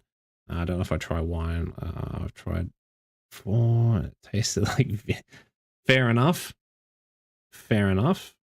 Um, Snow wine. Interesting. I haven't heard of that one yet. Um, Actually, there is one event that's really cool, and I kind of wish got more advertisement. It's a anime and gaming convention that they hold in both Adelaide and sometimes Melbourne. And it's called AvCon. And funnily enough, I'm going to that this year. I'm actually going down to Adelaide, spending some time. Might have remembered wrong, but it's interesting. I'll have a look at that one. Yeah, so AvCon is anime and gaming convention, and I'll be going to that this year. I have never been, which is really funny to me. I've lived in this country pretty much all my life. I've loved anime for many, many, many years, especially gaming. Um, and my brother's been a couple times, and I haven't even gone yet. And I'm finally going this year. Um, and they hold AvCon in the middle of the year. It's like around June, July sort of thing. And this year they're holding it right at the end of July. Right at the end of July. Right at the end of June, sorry. Yeah, no, Australia is bit. Yeah, we are. We are a lot bigger than people realize. We are a lot spread out too, because like most of our land is uninhabitable because it's just desert. Like a lot of the center area is just straight up desert. So we just inhabit the outer ring more so than anything. But yeah, like we're very spread out. We're a huge country. People don't realize the actual size of Australia until you know get in there and have a look. My papers get approved. I should be there around that time. Oh, nice. Yeah, like the right at the end of June, they're doing there's a convention called AvCon. Um and I don't know if they've updated anything on it yet. Like the last time I checked and got tickets organized, we haven't even seen what the lineup of guests and stuff are going to be yet. Um, we'll probably get teasers of that relatively soon if they haven't started doing that already. I mean, it's like right at the end of June. It's like the last 3 days of the month, I believe. Actually, let me pull up the calendar on my phone. Should be able to tell me. Hold on. I do have that marked down. Calendar, where are you? March, April, May, June. Yeah, literally the last 3 days of June. So 28th, 29th, and 30th of June is when they're holding the event. And I'm super keen. I cannot wait. I haven't actually been to a convention in years. I think the last one I went to was a convention called Madman Anime Fest, and that's held over in the eastern side of the country. So like Queensland, New South Wales, and I think Victoria gets it as well. That was like years ago when I went to that. That was a lot of fun. I kind of wish I learned about it sooner than I did. I could have gone for the full weekend, but oh well, live and you learn, I guess. But I haven't really had the chance to go to anything like that in a long time, so I'm really excited to go to AvCon this year. I started going to conventions in uni, so I see updates on Instagram. Oh yeah. I there's a lot of artists and stuff that I follow on Twitter. Sorry, X. Ugh, fucking that clown. And there's a lot of artists and stuff that I follow on Twitter who I kind of wish I could go to the events that they're going to because their art is amazing. But all those events are over in like America and stuff, so I just don't get the chance to go. I don't have the money. I don't have the money to go over there, unfortunately. And also doesn't help that actually it kind of surprises me that I haven't even seen the Niji Sanji lives or anything or even I don't think Hololives come down to Australia yet either. Like I don't think any of them, despite having Australian members, like they haven't been to any conventions down here. And we've got some pretty big ones. I mean, I know it's not directly anime related, but we've got like massive pop culture conventions out here. Like we have Supernova, we have what's that other one? I'm mind blanking on it. But like we have enough of a popular following, and like anime is getting big, and like there's tons of even just smaller anime conventions popping up more and more. I'm surprised that they haven't sent anyone over yet, or got any of the Aussie guys to test out what reception would be like in certain conventions. There's actually a convention here in the Philippines already, sadly. Ah, yeah, I know that pain. Yeah, actually, I haven't seen many of them, but to be fair, I don't really follow that circle much. But I know there's like plenty of K-pop stuff that goes around the world in general. Because I've got a couple friends who are interested in it. They don't follow it super religiously, but you know they're interested in that sort of stuff. And I won't lie, music's pretty good.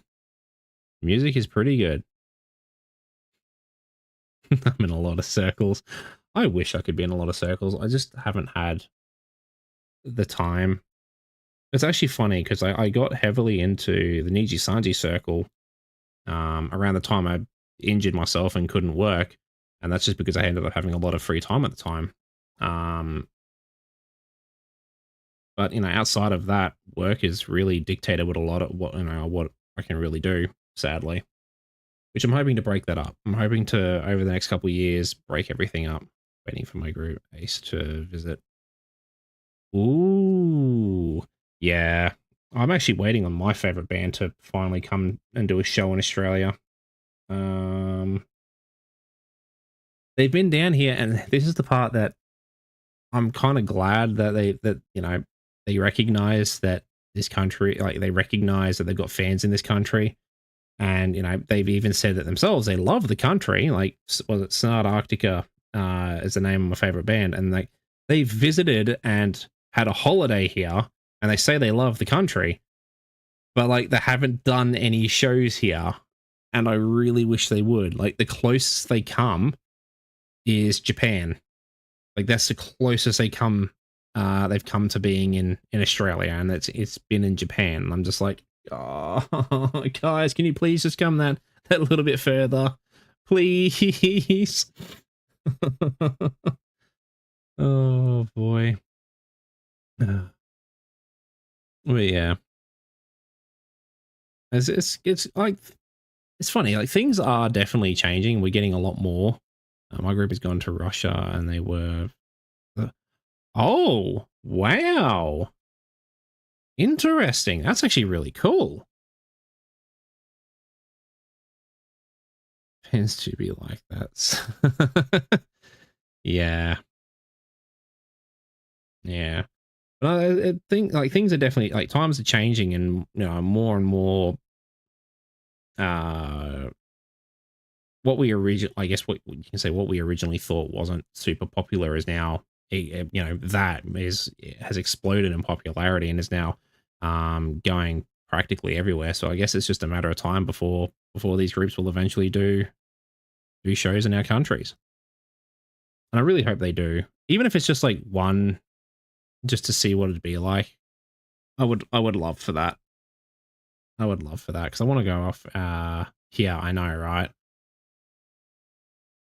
Because I would like to, while I've still got the chance, go off and experience a whole lot of other different things. Like, I want to go to more conventions if I get the chance to. I like, funnily enough, this weekend I'm actually going to a music festival, quote unquote, with my brother. We're going to, was it a metal festival called Not Fest. There's a few bands in there that I'm really, really interested to see during your. I will.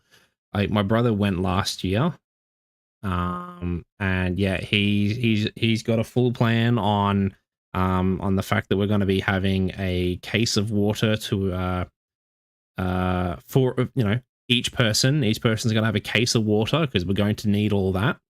Um, yeah, he's already run me through everything I need to worry about for that sort of thing. So I'm just keen. I cannot wait to go and experience that because I've never even And it's sad to say I've never even been to like a proper concert. I've never even gone to that sort of stuff.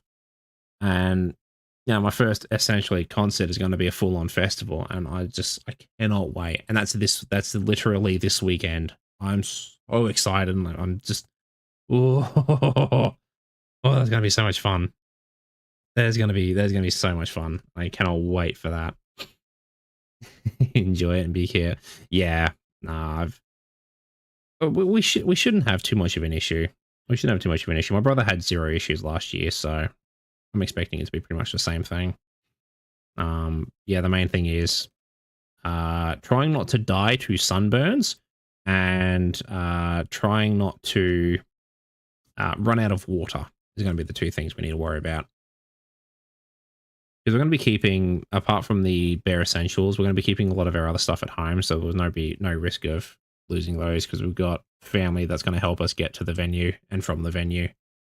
And I will be taking the Monday off to recover, because I am not going to work on literally 2 hours sleep after having a full day of jumping around like a lunatic.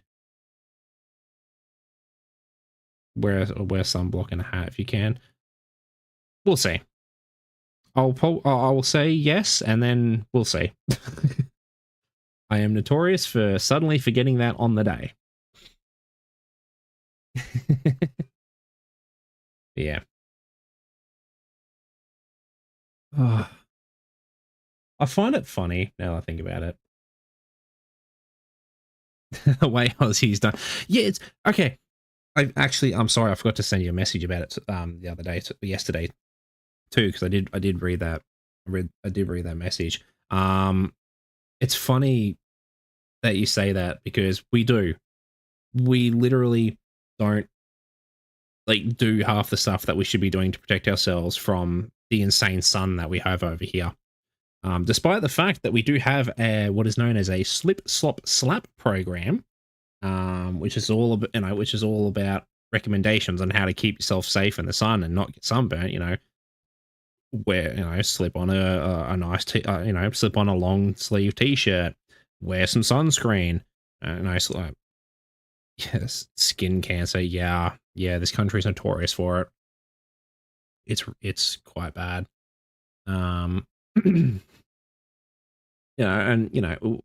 Seek shade, wear a hat. Like, we've got all these recommendations and everything, and all this advice out there that is literally everywhere.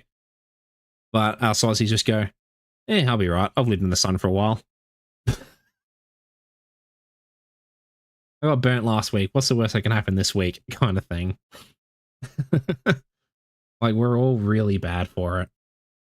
Well, I say we're all, but a lot of us are bad for it.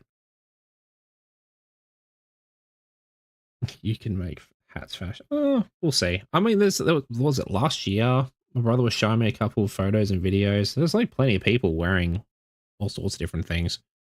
Raise the burn another. Yeah.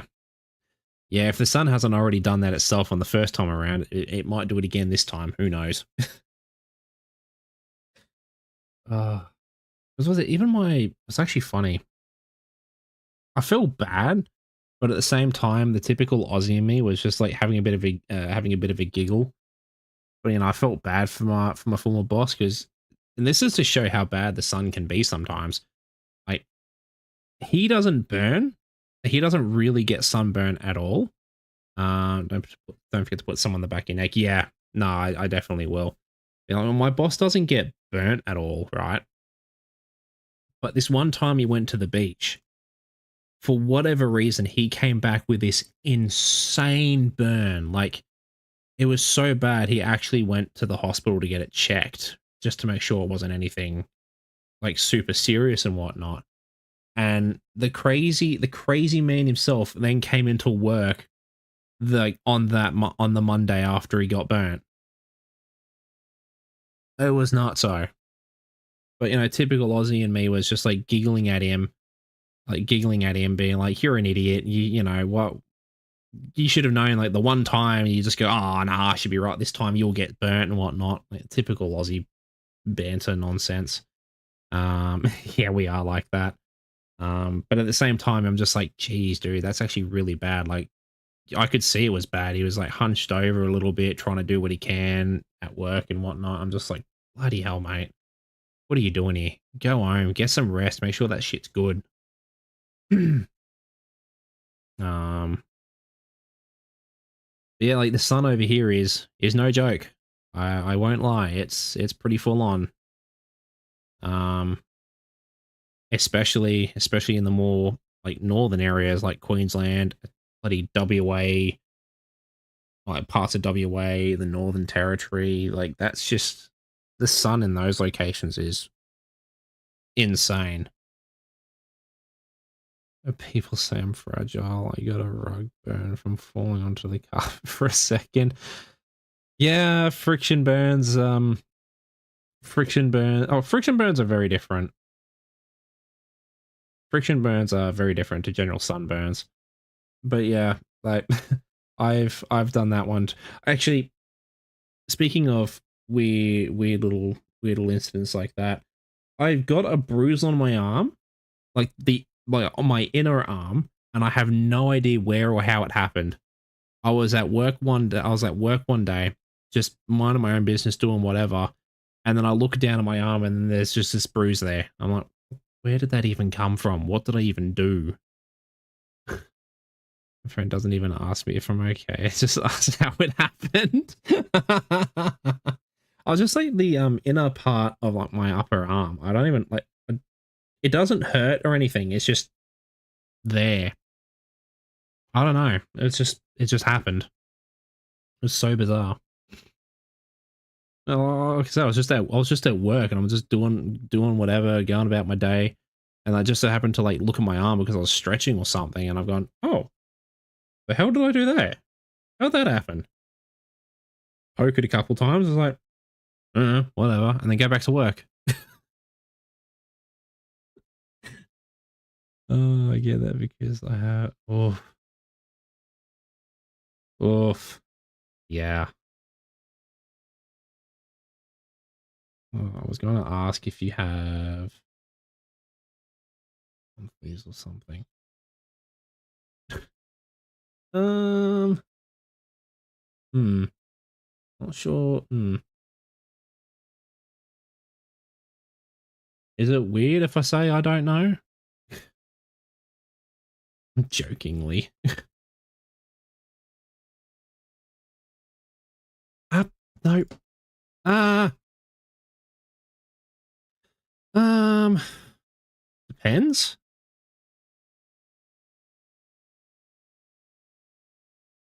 Depends, I guess. I'm not too sure how to explain that one. I never really had to think about it. Hmm. Okay. Fair enough. Fair enough then. Um. God, what was I on about before? I've already forgotten again. My skin in general shows sunburns effects later. Yeah, and sometimes even then and there. Like if you get burnt, like if you actually get a decent burn, you get a decent burn. It's funny despite the fact that so many people over in Australia are white skinned. Um, if you get a decent burn, it will just show up immediately sometimes, and you'll see the effects on it pretty quickly. Sorry, I forgot to. All good. We'll we'll figure it out. We'll figure out some other time. I find now that I think about it, I find it funny that this whole stream has just become like a random chatting thing. Originally, I was going to do like go through some D&D stuff, like showcase my character, go through some of the lore and backstory for him, and then it just turned into like a random general chat. Not complaining though. It's actually been a lot of fun. It's actually been good fun doing this. Very rarely do I actually just I keep distracting. That's fine. I don't mind. I actually enjoy, believe it or not, I actually enjoy talking to people and just having just vibing, I guess. chatting with some D&D on the side. Yeah, pretty much. I don't mind. I actually enjoy like chatting and hanging out with people and doing that sort of stuff. Despite having very particular hobbies that are like gaming, anime, those types of things. Are you a social introvert? Um, probably say I'm more ambivert too. It depends, I guess.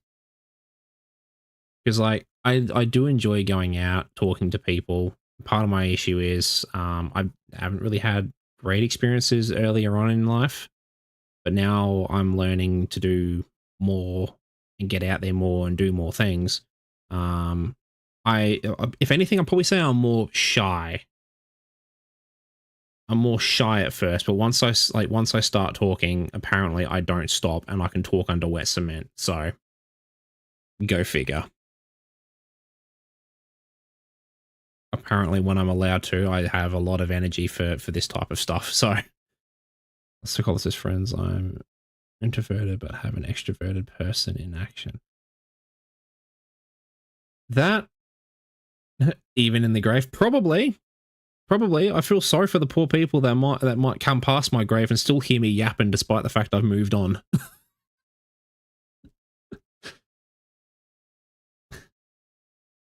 Interesting. Introvert with an extrovert person in action. Huh. That actually makes me think a little bit about myself. Hmm. Yeah, I very much am.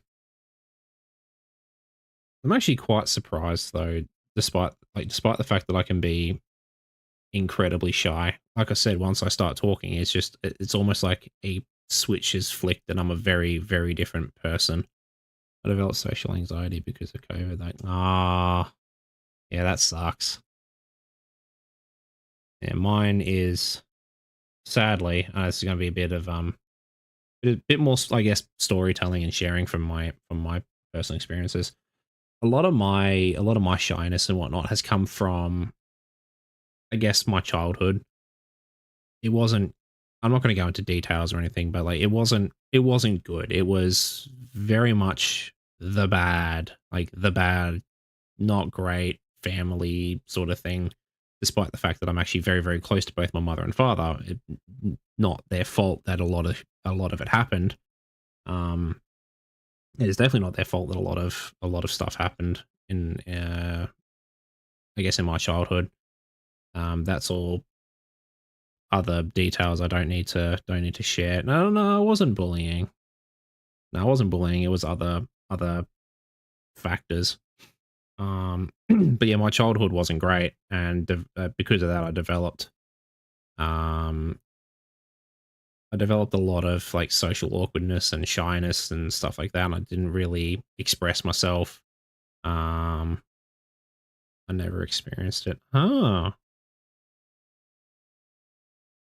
I don't even know if I can. Oh, actually, no. I definitely did have a bully at one point in high school, but it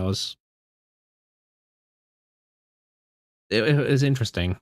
But the bully that I did have in high school was bullying me in the sense that I was very socially different because I never really had the experience everyone else in the group had. I didn't really. Although he was a cool kid. Ah, half your luck. It's actually funny though. Like, despite having that one bully, I was apparently, I wouldn't say popular, but like I was apparently quite likable once people got to know me and got past my literal lack of social skills and social awkwardness. Apparently, I can make friends with a lot of people. Who would have thought? Um, I still struggle. I feel like I still struggle, despite the fact that a lot of people have said I can make friends with all sorts of people out in the world. Um, but yeah, I've never really had the chance to sit down and think about it more, which is interesting. I should probably go. maybe not for like any mental health, but maybe I should talk to someone and see if I can collect my thoughts and figure out a couple more things. Huh. Yeah, no, that's normal. Okay.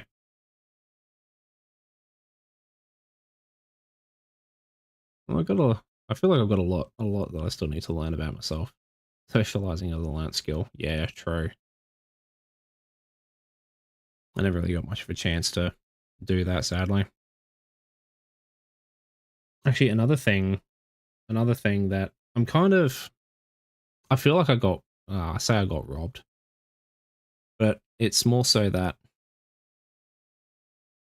I'm kind of kicking myself that I didn't do this sooner. Um, when I was younger, apparently I was a very creative kid, always thinking of different things. Like it, we even had this like, like way younger, like really young. We had this like little diary thing that we wrote in weekly streaming. You mean this thing I'm doing now? Wow, who would have thought? um, but no, apparently I was quite creative. Like we had this little thing when I was like really young, like early school years. Um,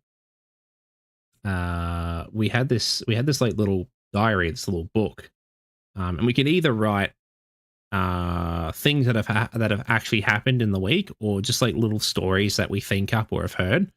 And like most of my entries in there, I don't even remember them now. Like it was so long ago, but I do remember this one comment that came from my teacher.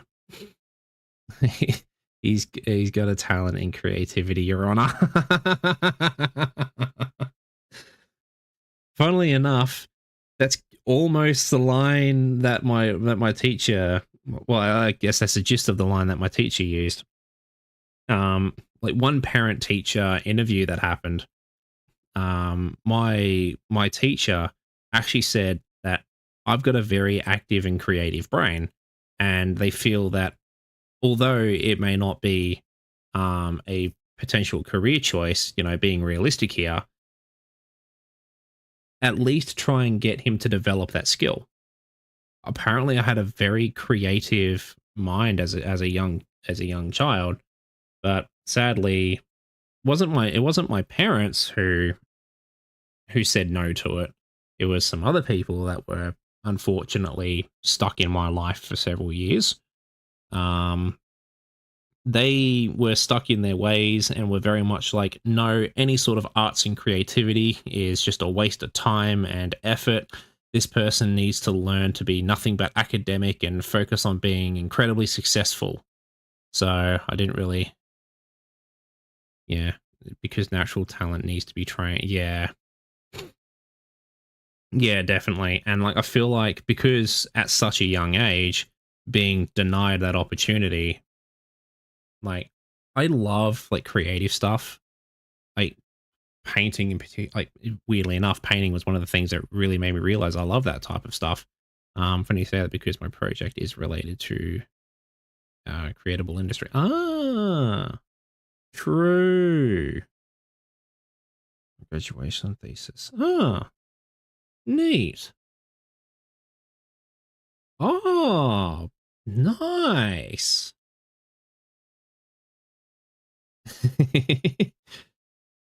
Oh, that's really cool. But it wasn't until like I started doing painting and looking at various different aspects that I'm now suddenly learning about myself in, unfortunately, adulthood and not earlier. I love like create like various different creative things, whether it be art itself or music or anything along those lines. Like especially music. Music holds a very important part in my heart. Music has got me through probably like a lot of other people. I'm probably just like preaching to the choir at this point. But like music has got me through a lot in my life and it is a very integral part to who I am. Like I'm if there's nothing going on, I'm listening to music. Do you plan? No, I wanted to. Like this was early on in my life when like I was still like I still had those creative thoughts and everything. I did want to learn an instrument. I did want to learn music in general. Like I wanted to do a lot of different things, but that household was very anti creative, which is really weird to me. To me anyway. It's not too I know it's not too late, and that's kind of one of the reasons why I wanted to at least make an attempt to learn streaming, is because I still want to try and be creative in some way. I still want to try and do something and I guess give my spin on things, give my little piece, you know, if I'm making any sort of sense here. I actually got into crochet and UV resin. Oh, nice. Sadly for me, I don't have. I don't know what it is about my brain. My brain can't learn a lot from a video. If someone shows me or is talking me through the process as I'm doing it, I can pick things up very quickly, and I'm able to do, like, I'm able to learn at least the basics of what's like I'm being taught. But if I'm watching a video, I, for whatever reason, can't keep my mind focused on it. I can't. I don't know how to explain it. You need a hands experience with it. Yes, I need a hands-on experience. I need a very hands-on experience, and it's kind of sad because I don't have the time, or as much time as I want. Like, I've got more time now, which is good, which is why I'm trying to crash course my way through. Well, I guess you can say crash coursing my way through this attempt at streaming. I ended up crocheting a scarf thanks to my best friend. Oh, nice. Oh, that's awesome. Oh, I love stories like that too. Like hearing stories of other people learning things from either a friend or someone they met at like through school or whatever, teaching them something like that. It's really, really cool. I gave it to my BF and had some yarn there on the side, but too lazy. Nah, it's understandable. I get that. I very much get that. And there's a few other things I'd like to learn. I like I was saying, music's very important to me. Like, I'm always listening to music if there's nothing else happening. Um, uh, it's like work, for work. I mean, obviously a lot of people listen to music at work, but like I really, really do listen. And like, music is interesting because it allows my mind to just focus on itself. Like, it allows my mind to just focus on what is really realistically necessary, and it'll go off and do its own thing while I just plod about and go about my day.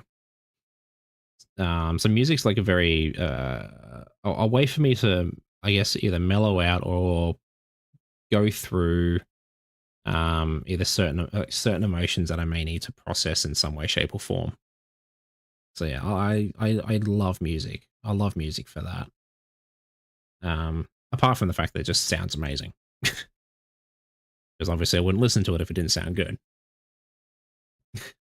But no, music is something I would like to try and get into. I'd like to try and, yeah, I can speak. I want to try violin someday and annoy the heck out of my neighbors.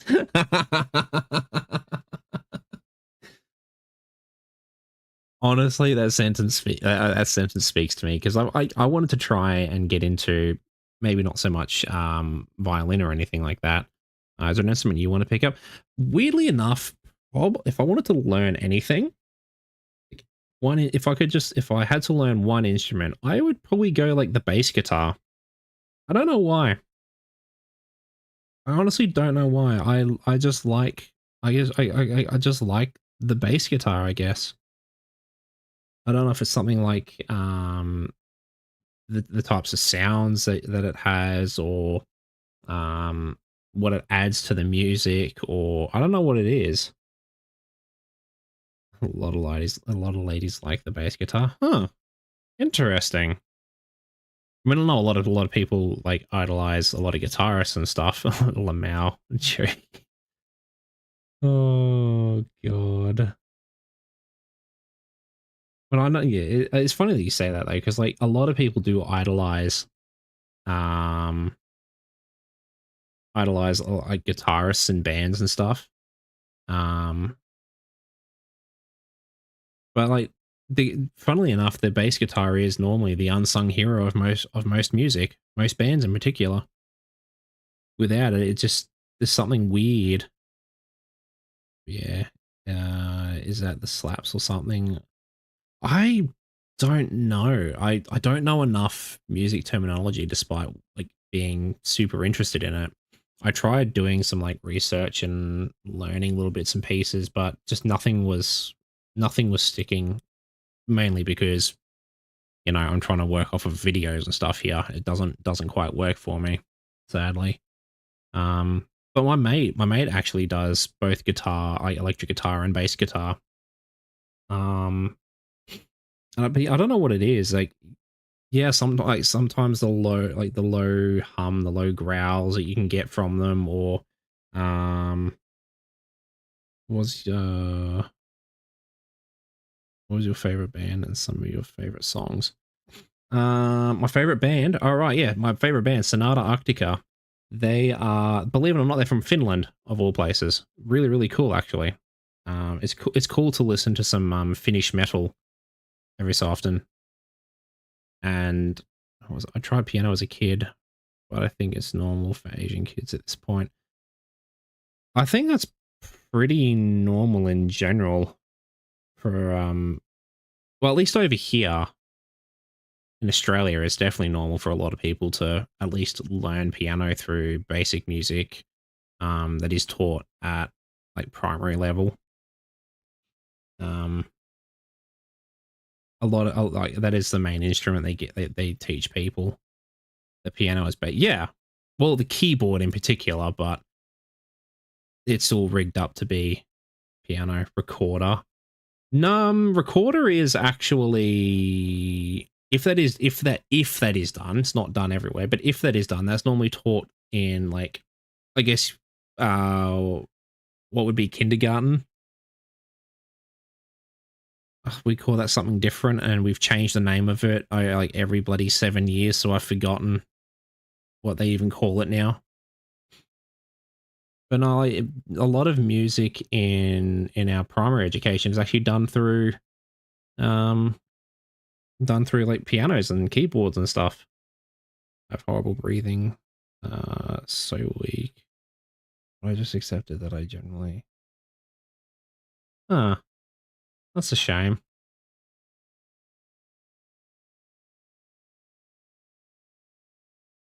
Hmm. I guess actually now I think about it, I think I might be the same. My lungs have not been. I'm actually not a very strong person despite doing what I do, and my lungs definitely don't hold the most air in them at all either. So I guess I understand. Oh, well, I do want to. I do want to. Not really. I'm only 5'1". Huh. Okay. But sorry. I was going to say, I still want to learn music. I just need to find the right, I need to, more so, I need to make the time or find a way to make the time, and then find the place that, find the place or person that is willing to teach someone as, I guess, lacking a lot of the fundamentals as I am. But despite the fact that my favorite band is a metal band, um, I want to learn more because over the last couple of years, I've been really getting into like EDM and that sort of stuff, and like I want to learn that sort of like that sort of music. 45 kilos, you could probably carry me no problem. Actually, yeah, probably could, because a lot of the stuff I used to carry used to weigh similar to that. EDM, yeah, yeah. I've actually been getting into a lot of like electronic music and stuff like that. Oh, nice. Nice. Oh, I'll definitely actually I'll try and make a note of that, and I'll definitely check them out. Da, da, da, da, da, da, da. I know my password for my phone. This one. I think their first song is Hardstyler. Okay, I'll keep that in mind. I'm still learning, I guess, the difference in a lot. I guess the different subgenres in that genre. Um, and a lot of it is starting to grow on me. Like the more and more I listen to it, the more I find things of each subgenre that I really like. Um, but some of their stuff is rock inspired. Ooh, ooh, nice. I do actually like a lot of rock too. Like, despite I feel like I like a lot of different music, but it's not nowhere near as much as I guess most other people do. It's still K-pop though, so I don't know how. I mean, like, yeah, I like all sorts of different things. I like metal, I like rock, I like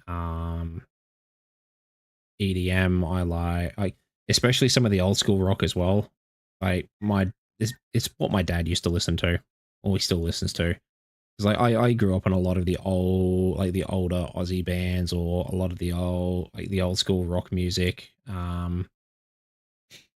And over the years I've been like I said, I've been delving into all sorts of different things, metal, um, EDM, and I mean even some of my favorite songs are like I know it's not quite the same, but you know, J-pop, J-rock, um, all of those types of things I've been listening to a lot more of, and I don't know, I'm having a great time with it. I'm having a great time experiencing what there is on offer.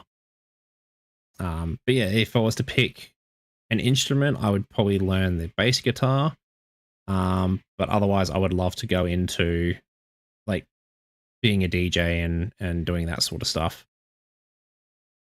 Red Carpenters. Okay, fine, thank you.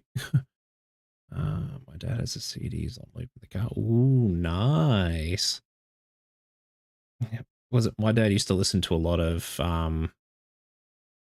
different like Aussie bands.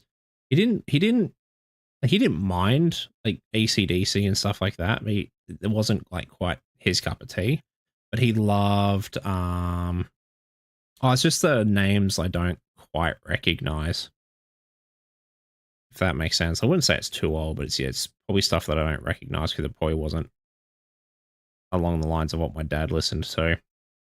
But you know, he liked groups like Hoodoo Gurus, In Excess, um, you know, that sort of stuff.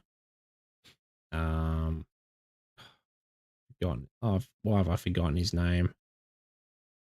Oh, I feel so silly. I literally had the name in my mind and I've forgotten him. There's another artist that he absolutely loved and would always have on in the car. Yeah, like that's the sort of stuff I grew up with dad. And it was, you know, it was actually quite it was quite nice. It was different, especially with half the other stuff that was being played at the time. I don't know if I'll ever understand pop music. It's not that I don't like it. I just don't think I'm ever going to understand it. But there's a few songs that come under the pop genre that I'm just like, okay, yeah, no, that's really good. And then there's others and I'm like, okay, what am I listening to?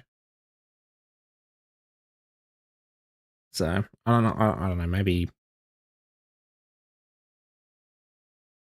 my mind just isn't suited for that sort of stuff. Who knows?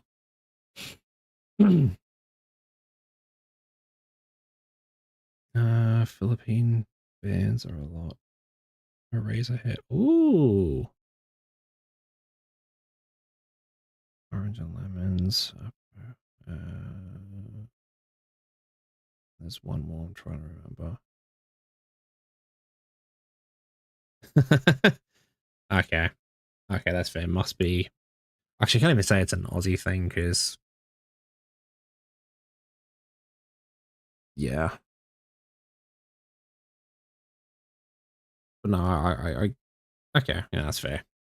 Ow, ow. Okay, maybe don't pull my leg in that spot. Oh, okay, there we go. That's a good stretch. Right, what was I even saying before I went on to the topic of that stuff again? I'm really good at forgetting. I mean, it's mute. Yeah, fair enough. That's actually, yeah, we all have tastes. Yeah, true. Very true.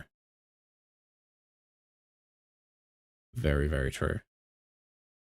But I've it's been good actually over the years trying to expand and listen to various different things. And like I said, I understand I'm not going to be knowing yourself or learning and right. Yes, yes. How far back? Yeah, yeah, I know, right? um, I think I've said everything I needed to say about learning an instrument. Like I said, bass guitar is what I would like to get into if I could. Um, Otherwise, if it's just like a learning a type of genre, I'd like to learn how to use a lot of the door programs and like make like anything like anything and everything electronic. Try my hand at it, see what it's like, see what all the um all the funky gadgets and sounds and everything that you can use, and just like learn to be a DJ essentially. Like a lot of those things, I may not sound super enthusiastic now that I think about it, but I really am. I really do want to learn like that sort of stuff. Like that sort of stuff interests me. And I even follow a few people, whether it be on Twitter, YouTube, that sort of stuff. Like I follow a few people who do actually put out like videos or even just like shorts of them working on different things, and it's so cool. It's so cool seeing the different sounds that they've created and like just seeing like a little bit of the behind the scenes, a lot of the behind the scenes action. It's really interesting, and like I would like to, if I get the chance to, give that a shot. Oh, excuse me, sorry about that. Yeah, I guess that's my whole long-winded spiel on how I'm trying to. I guess in a way, I'm trying to reconnect with that part of me that is creative and trying to bring that back out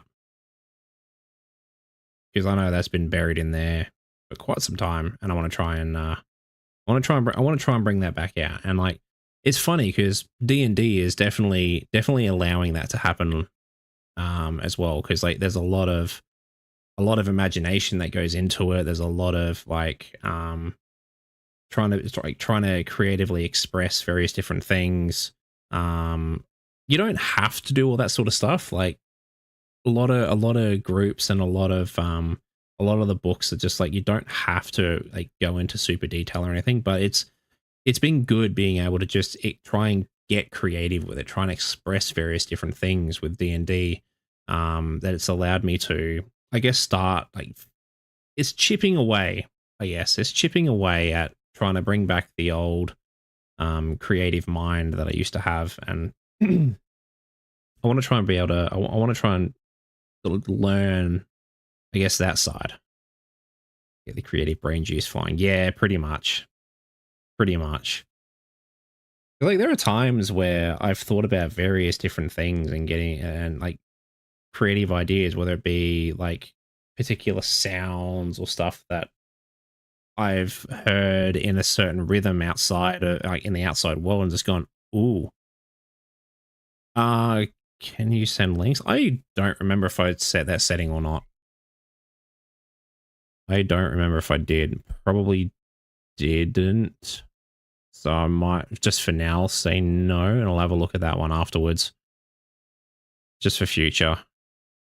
We'll see. I just don't want I don't know. I just don't want to run the risk of um yeah, you're reminding me of my friend. I apparently remind people of a lot of people. I've had people I've had people say that exact line to me countless times. Oh, you remind me of this person. You know, with the links thing, I don't know if I'm pretty sure I set that to like a no for now because I don't want to run the risk of like randos coming in here and just posting shit.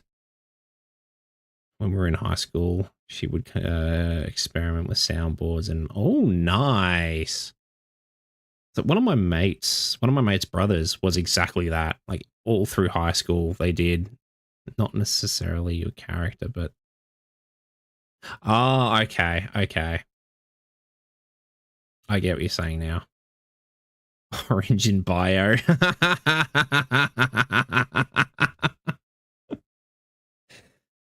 Okay, maybe not that, but you, you know what I mean. Oh, orange in bio. That's a good one. That's a good one. Yeah, I definitely want to try and tap into part of my brain that I haven't been able to use in quite some time. And it's been a lot of fun delving into the little bits that I have. So here's hoping I can do more of that in the future, whether it be through this or I try and learn another skill. Who knows? We'll see what happens. Only time can tell with this, unfortunately. Well, then you might hate this. Okay. I'll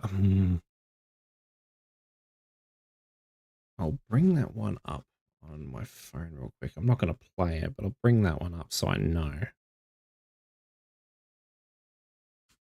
Let me go into this magical app.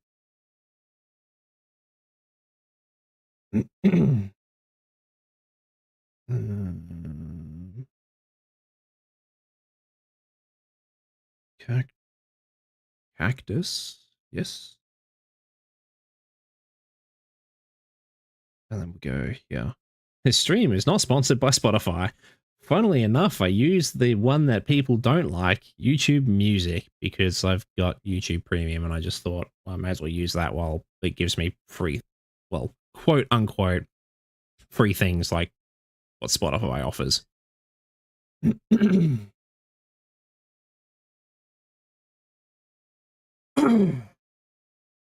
Right, cool. I'll leave that one up for when I'm done here. I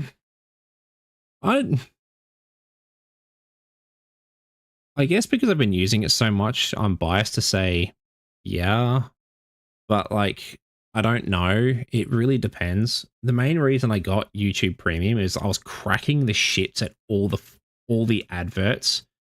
Oh, drink your water. Yep, will do. Thank you.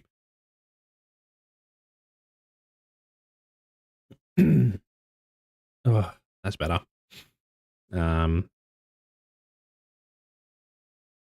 Like I was cracking the shits with all the adverts that kept popping up because like this is going like even well and truly before people were putting like live streams or live stream videos on YouTube.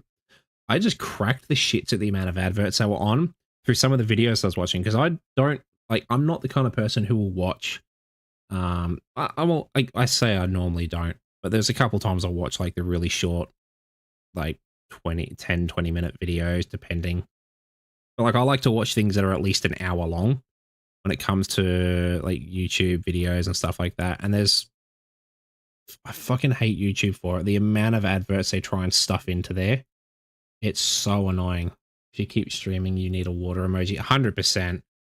Like and it's not going to be like the it's not if I do get one, it's not going to be like a oh yes and no. So I watch a couple documentaries, but more so like I just like I like watching long playthroughs because I'll either put them on the background while I go and do something else, or if it's something that I'm super interested in, I'll sit and watch because I want to see what I guess either the streamer or the content creator's reactions are to certain things. And like if I'm super invested in it, like I like the idea of, you know, not having to wait a week to watch another 20 minutes or something that'll take like now 100 episodes to finish. If that makes sense.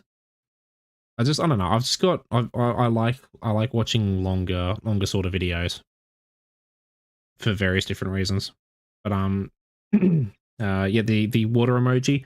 If I do get like a set of emojis and stuff set up, instead of it just being like, you know, most people where they like have a glass of water or something.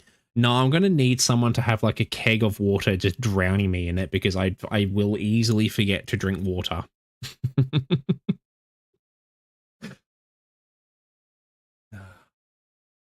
Just to be out of topic, but do you watch as in like the TV show, the movie? Which one? Because you drinking from the faucet, yes. Actually forget everything, just give me a hose.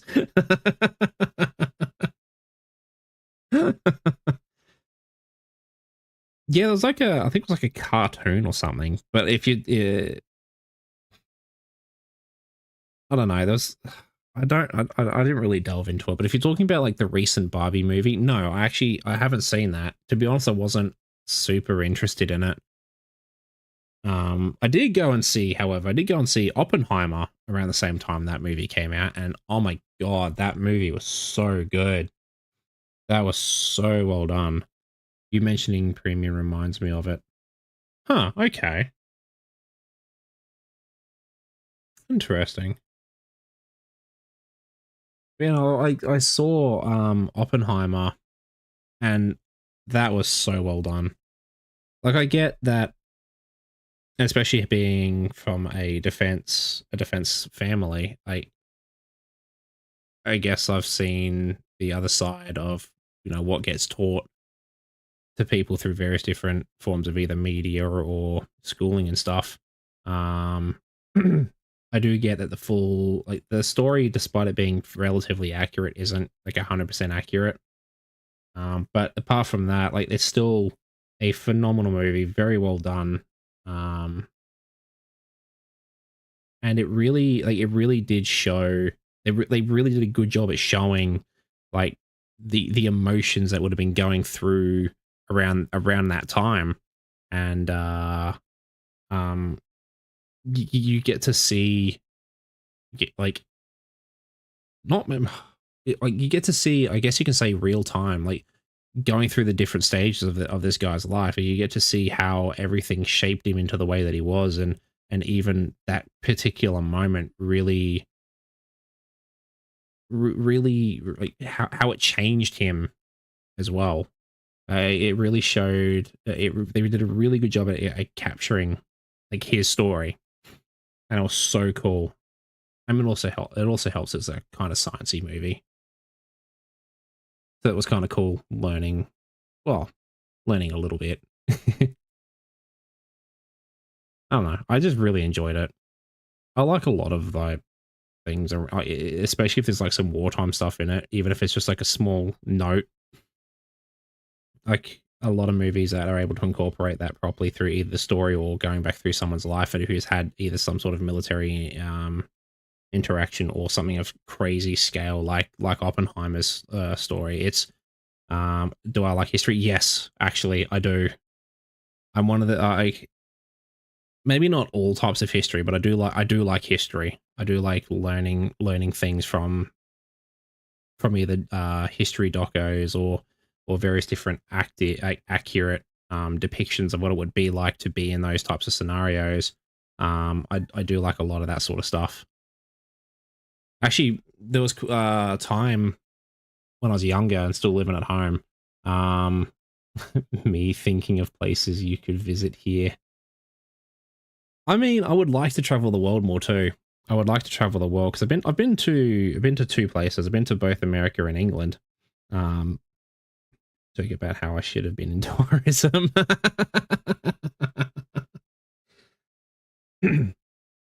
Oh, jeez. But no, there's I've been to a couple places. I've been to England and I've been to America. England was actually a fantastic trip because we did a lot of like historic sightseeing. Like we went to the different palaces. We went to like was it the location of the Jack the Ripper murders. We did the Jack the Ripper tour. Like we did a lot of like history related stuff. Heck, we even went out to Edinburgh and went through Edinburgh Castle, and then down to the Parliament House in Edinburgh itself. Like we did a lot of like historic stuff over there, and it was so cool. There's so much history over there. It's insane. And all the stories that you hear, they get passed down. It's wild. It's wild what actually happened over there. But no, that was a lot of fun, and I loved that. I loved that trip so much. And like, despite the fact that we did so much sightseeing over there, and I think we walked, was it, we calculated we walked on average, and I don't know the conversions or anything, but we walked like, I think 11 Ks, 11 kilometers every day. That it averaged out to be 11 kilometers every day. How many days was your trip? Just over a month. It was just over a month. I was like probably 30, 32, 33 days, something like that. It was a long trip over there, but it was so good. I so needed that. And it was so much fun too. It was a nice family trip. I also planned a 2-week trip here when BF stayed, and should have. Yeah, yeah. You do fall into that whenever like holidays and stuff or trips are planned, and it's understandable because like a lot of places have so much to offer. Like you want to do as much as you can because you don't like it could either be like you don't know if you're going to get the chance to do that again, or you don't know if you're going to come back to do certain things or whatnot. Still upset I should have prepped more so you could have rode the fucking the looping roller coaster. Ooh, you said one of my favorite things. I love roller coasters.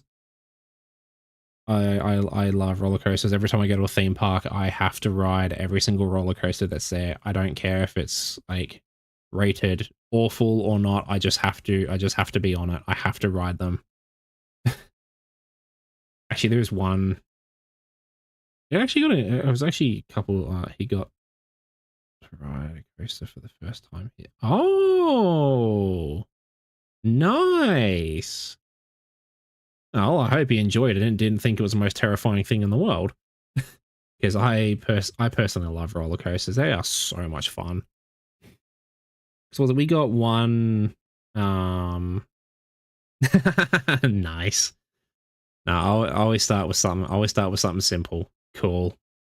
But we got one over here in Australia. And I think it was at the time the first hyper coaster. He got scared with the flipping and oh no. Oh no. I've actually got a I say it's a funny story. In hindsight, it's actually kind of funny. But like at the same time, I feel kind of bad about the person. But I'll get onto that one just afterwards. Um, uh, there's a roller coaster down here that is so much fun, and I'm so glad that I got to go on it. I think it was at the time. At the time, it was the first hyper coaster in I think the Southern Hemisphere. If not, it's definitely the first coaster that was in Australia, and it's the was it the DC hypercoaster in Movie World. That is so much fun. That thing is so fast. The loops are insane. It is incredible. It is so much fun. And they had a deal going on because they had like two carts at the back that faced the other direction, and they had a little deal going on because it was the first time that they opened that part of it up. Um, and both me and my brother got to ride right at the back where we could see literally everything, and we went on that backwards. That was both terrifying and amazing at the same time. It was it is impossible to explain the experience. Like it was so much fun. It was so exhilarating, so chaotic and terrifying. It was so good. It was honestly so good. And I'd love to go back and do it again. I'd love to go back and do it again. It was honestly so much fun. But yeah, like it, I'm just I'm at a loss for words. I'm at a loss for words for it, because it was seriously just so good, so much fun. It was just crazy that it was not only like it was the first hyper coaster down here, but it was also like it was also one that you could do backwards. It was so cool. Trip with it, yeah. It was a little it was only like a little day trip. I sadly can't. He's at work. He does night shift stuff, unfortunately. So I can't really do that, unfortunately. But was it, oh yeah, the funny story about the airplane ride. When we were over in America, we went to Disneyland or something, or Universal Studios, or I can't remember which one it was, but it was one of them, and they had one of the rides where you could like go full on upside down and you're inside the little airplane or whatever it was. Maybe you guys can have a nice. I mean, we do D&D together on Saturdays. He's part of it. He's part of my D&D group. Actually, funnily enough, one of my mate who I was playing Monster Hunter with the other day, he's one of the one of our D&D members as well. And I've roped him into playing Monster Hunter. So that's kind of fun. I'm actually really glad he's enjoying it too. Like, I had a bit of a chat with him the other day, and excuse me, he's had so much fun with that game. Yeah, he had a lot of fun playing that one. I know it sounds like the one we rode, the upside down plane. Yeah. So yeah, to backtrack a little bit, when we were over in America, we went to, like I said, I can't remember which one it was exactly. It was either Universal or Disneyland or something. I think it was Universal. Anyway, there was one of the rides that you could go like full upside down and everything. And I'm watching my dad just literally do like loops like I'm absolute madman. And then there's me trying to do the same thing, but I was too unco. I couldn't get the coordination right. But like dad was getting prepared to laugh his ass off at me, because there was a person in front of me and I didn't realize it until we got off. Who was feeling a little green. They weren't doing a lot of the flips and rocking and stuff. No, they were apparently feeling a little green when they got on that ride. And let's just say if the ride had gone for a minute longer, I would have been covered in what was coming up when they got off. And dad was getting prepared to laugh at me for that. I feel bad for the poor person, but at the same time, I'm just like, it is kind of a funny story. It's kind of a funny story when I think about it. So I wouldn't blame him for laughing at me if it did happen. If you search it up, it's called Enchanted Kingdom. They have a map on the site. Ooh, you ready for a shower? Yeah, pretty much. But luckily I avoided that one. Yeah, we've had it's actually kind of a family thing. We like both me, my dad, my brother, all of us. We love like theme parks and stuff like that. We love the crazy adrenaline inducing rides and all of those types of things. Hopefully they packed extra clothes. Yeah.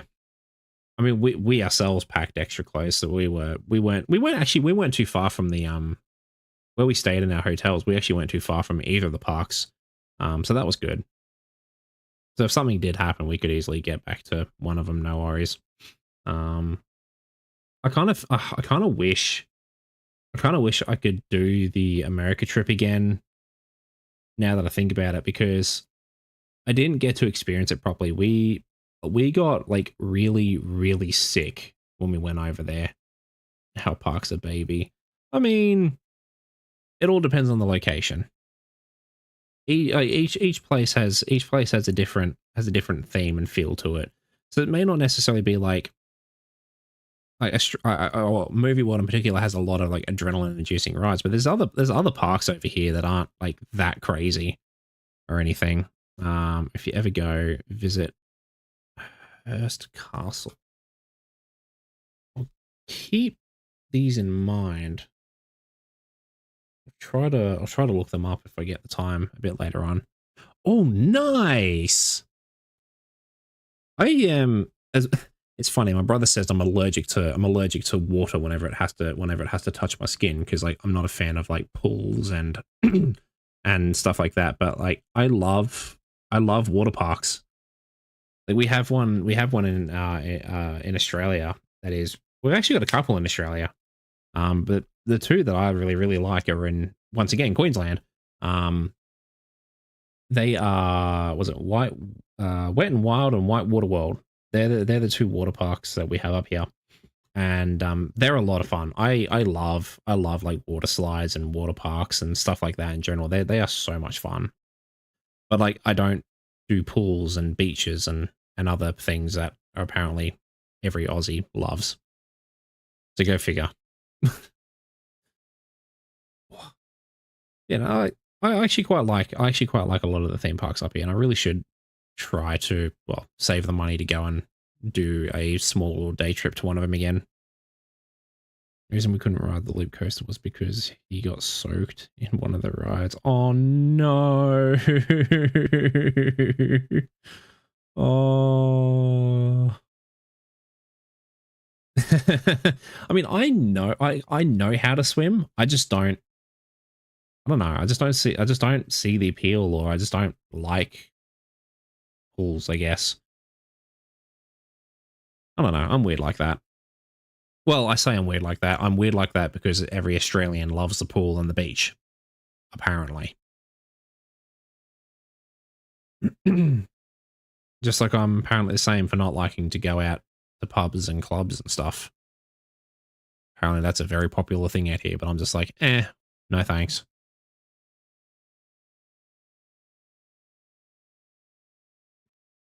Pools are okay, but I'm just not used to wearing bathing suit. Okay, that makes sense.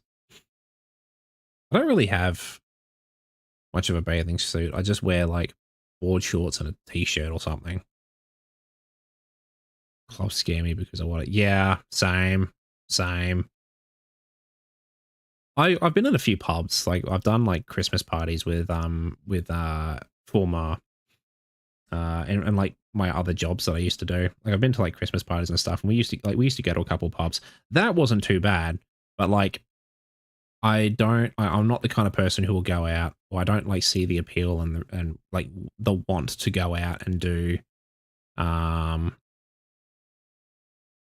I go out to like pubs and that sort of stuff. What you drink and read up on the place you're going to. If it's a yeah, yeah, that's definitely something. That's definitely something everyone should do when going out to those places. And like I get it, you get wrapped up in the moment, and you can easily forget to do like one of those things every so often. I do get it, but after all the stories and stuff that I've heard, whether it be secondhand or, I mean, even some of the good ones, I'm just like, even some of like the good and funny stories, I'm just like, that was kind of cool and funny and all, but no thanks. Up here, pubs also have restaurant portions for families, so it's not too. Yeah, yeah. A lot of the pubs down here actually do have like a restaurant bistro section, probably more accurate to say. Yeah, they definitely have like a bistro section for families and whatnot. Um, But you don't really go to that section if you're just going in there to hang out with some mates and go for a drink. You do go out to the bar and sit out there. But I don't know. I'm not really keen on them. Just not my just not my sort of thing. If I'm to hang out with friends, I'd much rather be either with them personally, or if we're going to be doing something a little different, doing something that isn't like, I guess, what is the norm. Like going out to, say, for example, hobby stores and stuff like that. I love hanging out with my mates there. I love doing different things with them. Heck, if one of them even asked me to go out to like a park or something, even just like a general sort of park, just to go fucking do something different. Sure, sign me up. I'll go do that. Sounds like a good time.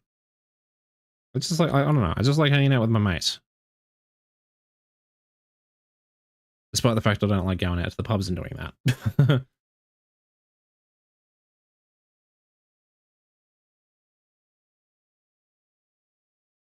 That's weird. Like, I get told I'm quite Aussie, but then there are times I'm just like, I get told at the same time, like, are you really sure you're Aussie now? Like, I like sharing experiences, so it makes sense. Yeah, exactly.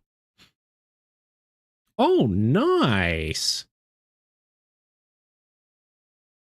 I I've never really got to experience very well. We don't really have much of a sunset where I live in particular. We don't really have much of a sunset. But I do like every time I get to catch one in a different place. I do like watching it. I always want to bring people here to watch it and see it as well. Nice. No, it's more because I live in like suburb. I live in like suburbia, but it's not the same. If that makes sense. If I was to go to like the mountain ranges, I might enjoy it more. If I was to go to like maybe the beach when the sun's setting, I might enjoy it more. But like where I am in particular, the sunset is just like okay, that's just the time of day. Okay, cool. Time to go inside, I guess. But there's nothing special about it where I am. And it's the same with the stars as well. I don't really do like stargazing or anything like that, but I don't mind just like sitting there and looking at them every so often. Yeah, no, I'm from Manila. And we have the coast of the sunsets are nice. Oh, that sounds amazing.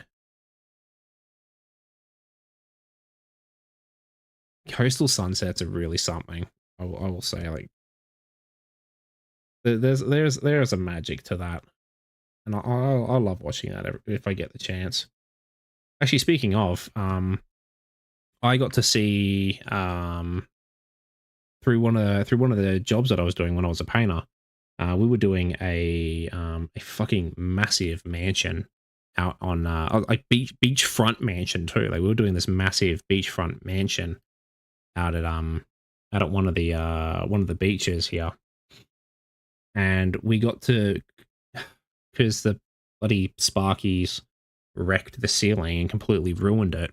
We had to come back in during the nighttime to try and fix it up and like basically repaint the whole thing, because we were trying to go for a very particular finish on the ceiling. We needed to make it look, 5-star essentially.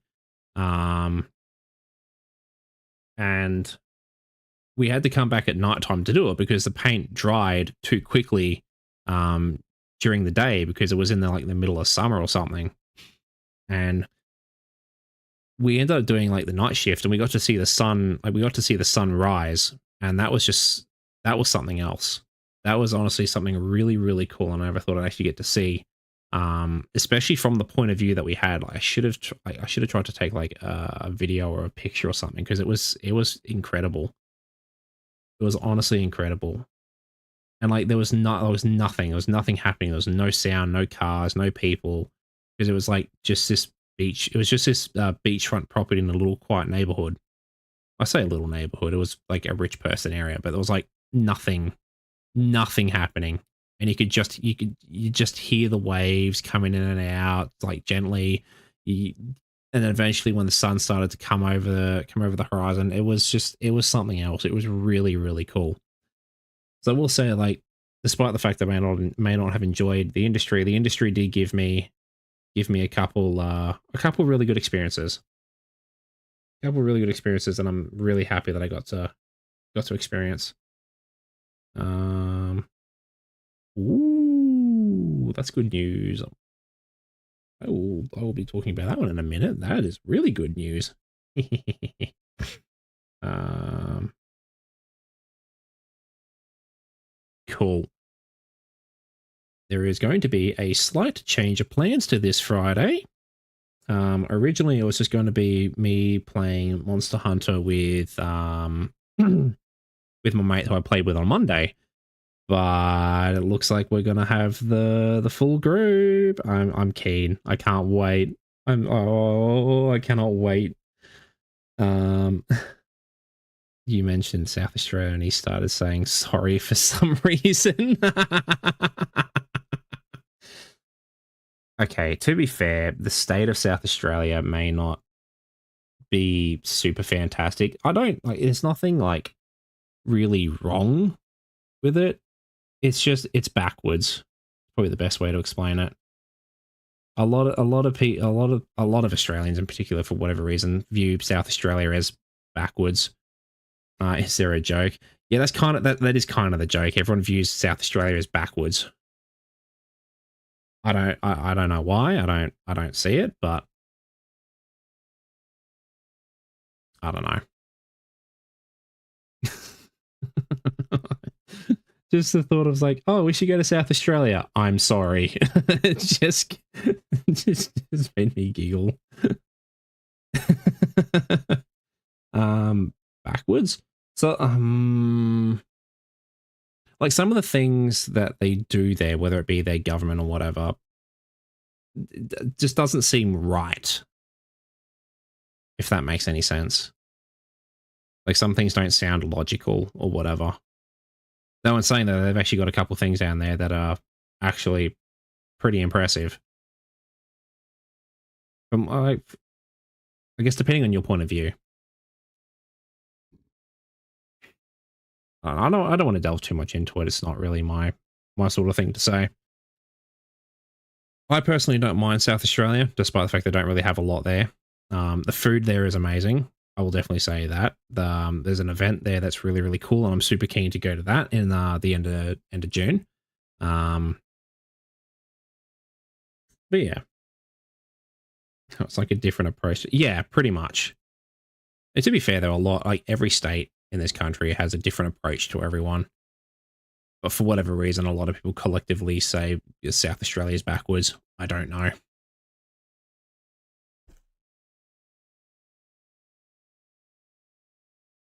think he mistook you for being. Oh, okay. I get that now.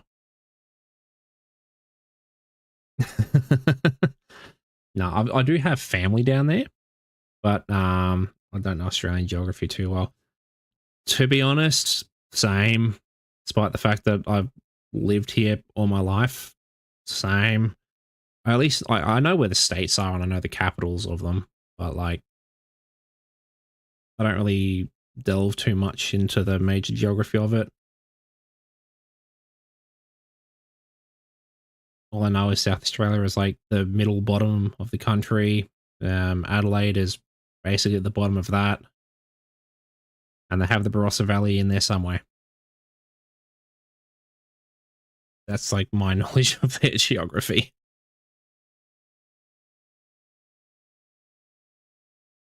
But anyway, don't want to dwell on that too much.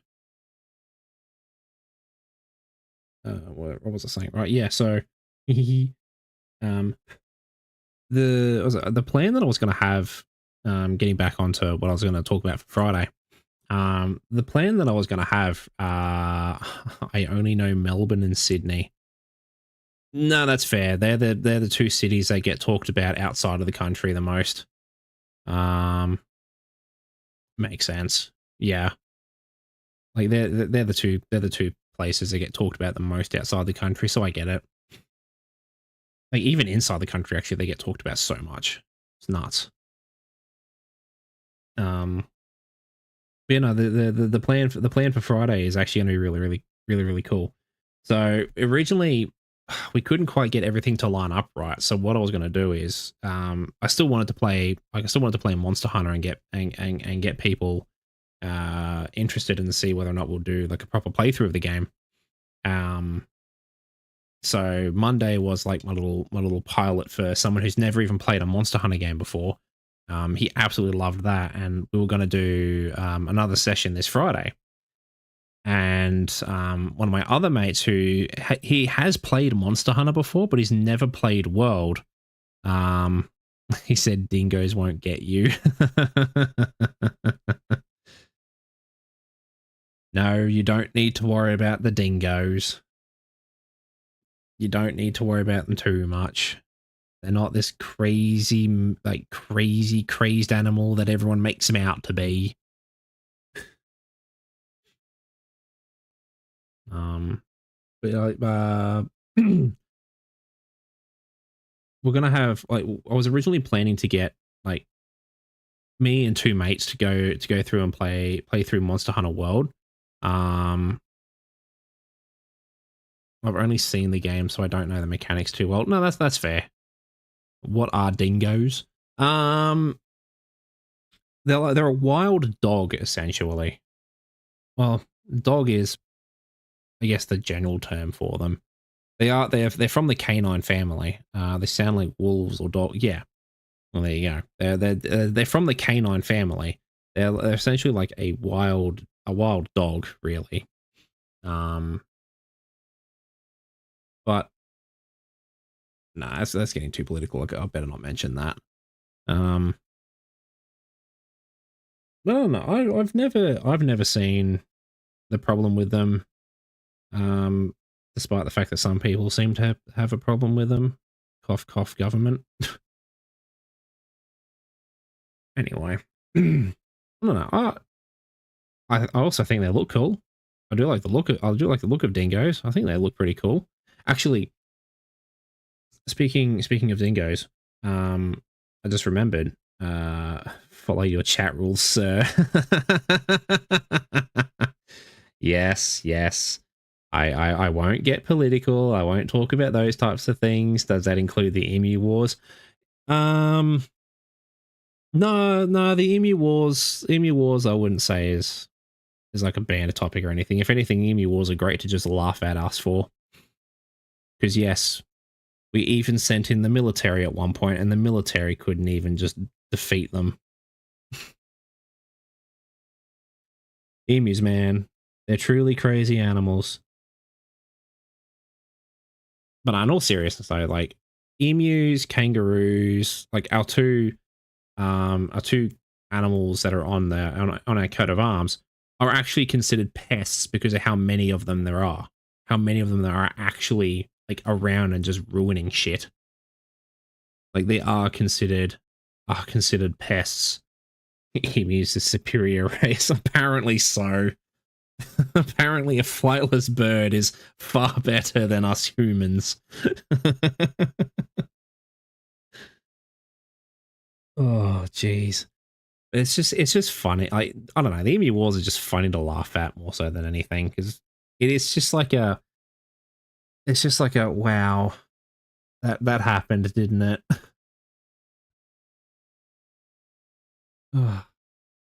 Anyway, trying to get back on topic. I bet they're evolved raptors. Probably. Actually, speaking of raptors, we do have we've actually got two birds. We've got two like flightless large birds. We've got emus, and then we have cassowaries. Cassowaries are the incredibly dangerous ones. They're the ones that are more raptor-like, in my opinion. Those things will not hesitate to tear you to shreds with their feet. And like, we even have like, if you go to like zoos in Australia, if they do have a cassowary enclosure, they will actually have like fences up really high, and like you normally won't see them because like the fences are quite a distance back from where they normally mingle. Because they are just the best way to explain it, they're one mean bird. Like they are one mean bird, and they will not hesitate to rip you to shreds with their feet. Like even kangaroos, like a lot of people, especially outside the country, they look at kangaroos and be like, "Oh, it's just a funny boxing creature." Yeah, they can box all right, and their legs are also just as bloody powerful, if not more powerful. And their tails, yeah, those tails are like solid bloody muscle. Are they in packs? What? Yeah, yes. I'd say that. I think they are like pack animals, all of them. I mean, definitely, dingoes are definitely pack animals, but I mean, I don't know what the proper term is for like a flock of cassowaries, I guess. Like they're definitely they sort of hang around their own little groups. So I think that makes sense. I don't know. I actually need to go back and relearn a lot of that stuff. I've forgotten a lot of it over the years. Jeez, so much knowledge that I've just auto dumped. Huh.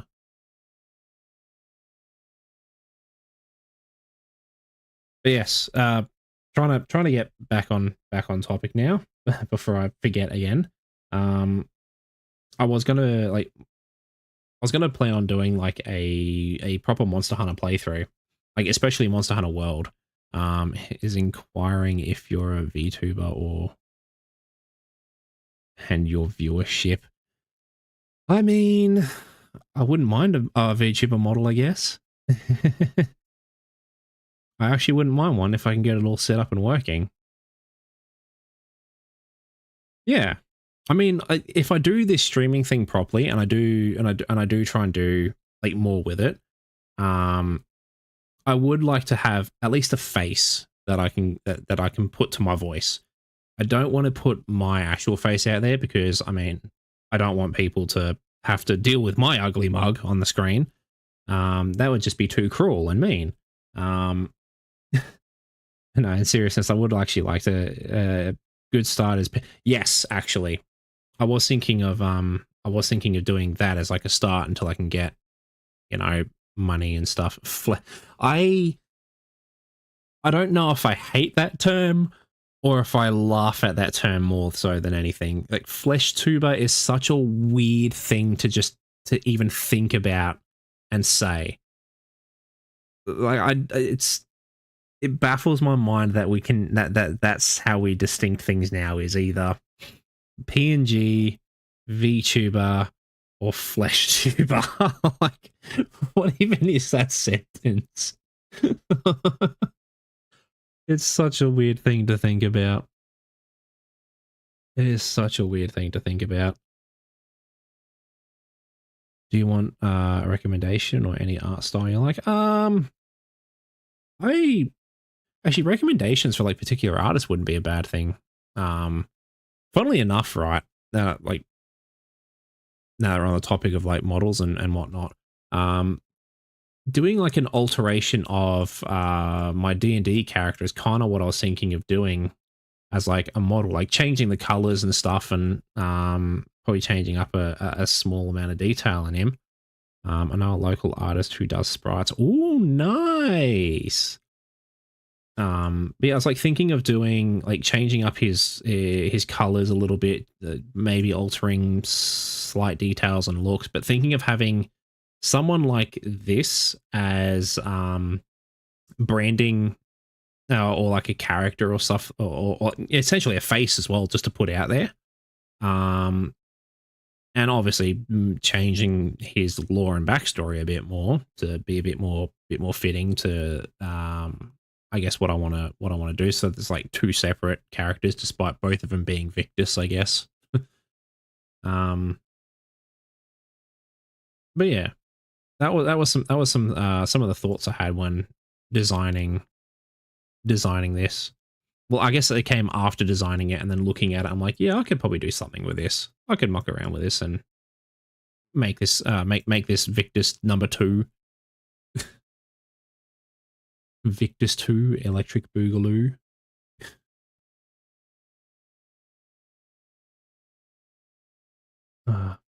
That's actually really cool that you know an artist who does sprites. I wish I knew.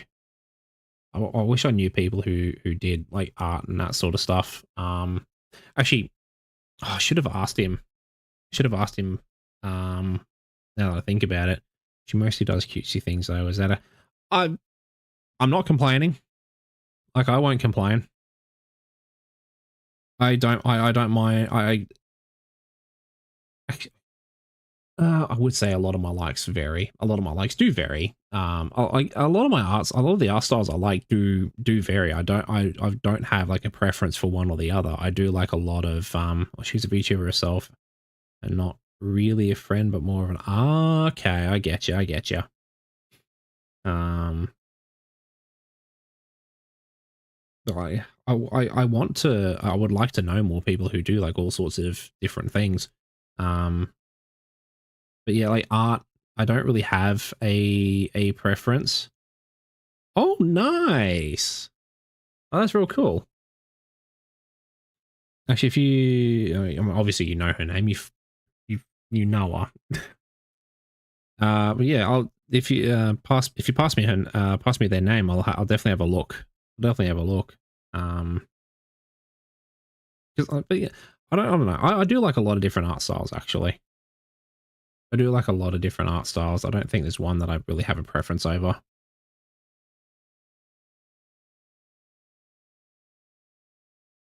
So I don't really mind. I mean, even having like various different styles for this character, and then mixing things up or something. Who the hell knows?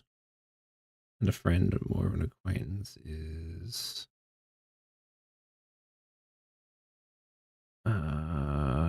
Oh, nice! Oh, that's really cool.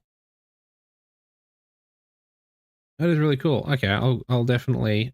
Thank you, phone. Oh, that's really cool. Ow! Just punched my mic.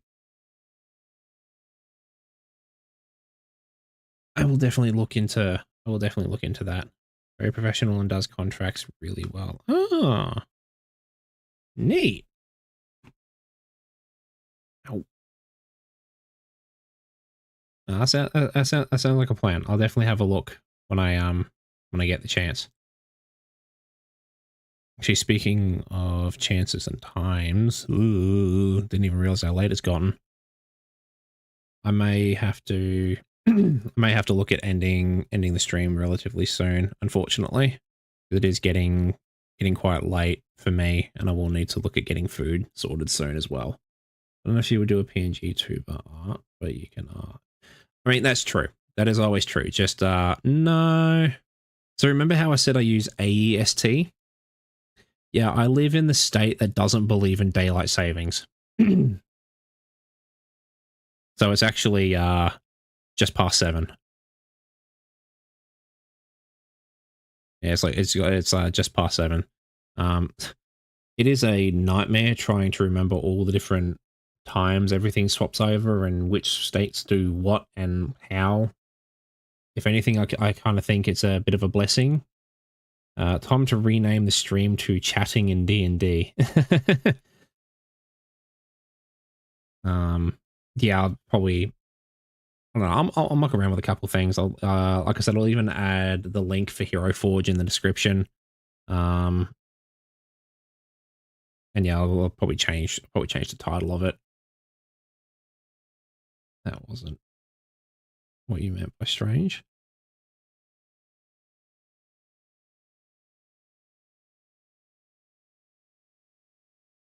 I'm lost and I've confused myself.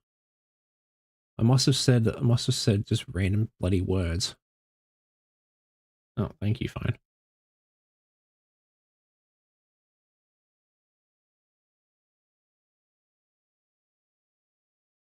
Time to rename. I'm trying to think. No daylight savings time. Oh, right. Yeah. Yeah, so like I think it was most of the country. most of the country here uses daylight savings, and I think it's like 1, maybe 2 states that don't. And if anything, I'm kind of glad that they don't, because I just hate trying to figure out and remember when times change and which states do what and how. So it's really easy for me to just keep track of the time all the time.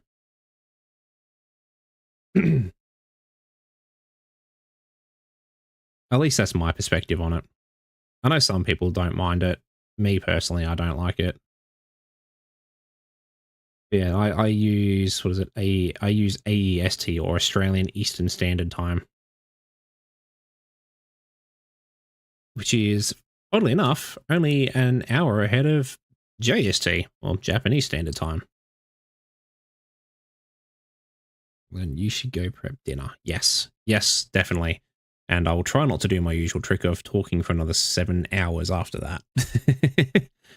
Anyway. To be honest, I haven't done a lot of cooking recently. My brother's picked up that. Mainly because of the type of jobs we do and the time frames that we have. Plus, he doesn't mind it anyway. You need lozenges. Believe it or not, I may be clearing my throat a lot. That's just like a lot of phlegm buildup. I get that for whatever reason. My throat actually doesn't feel sore. Despite how long I can talk for, my throat doesn't not really feel sore or anything. So I've never really needed them. I guess it comes with the fact that I can just keep talking and talking and talking and talking and talking and apparently not stop.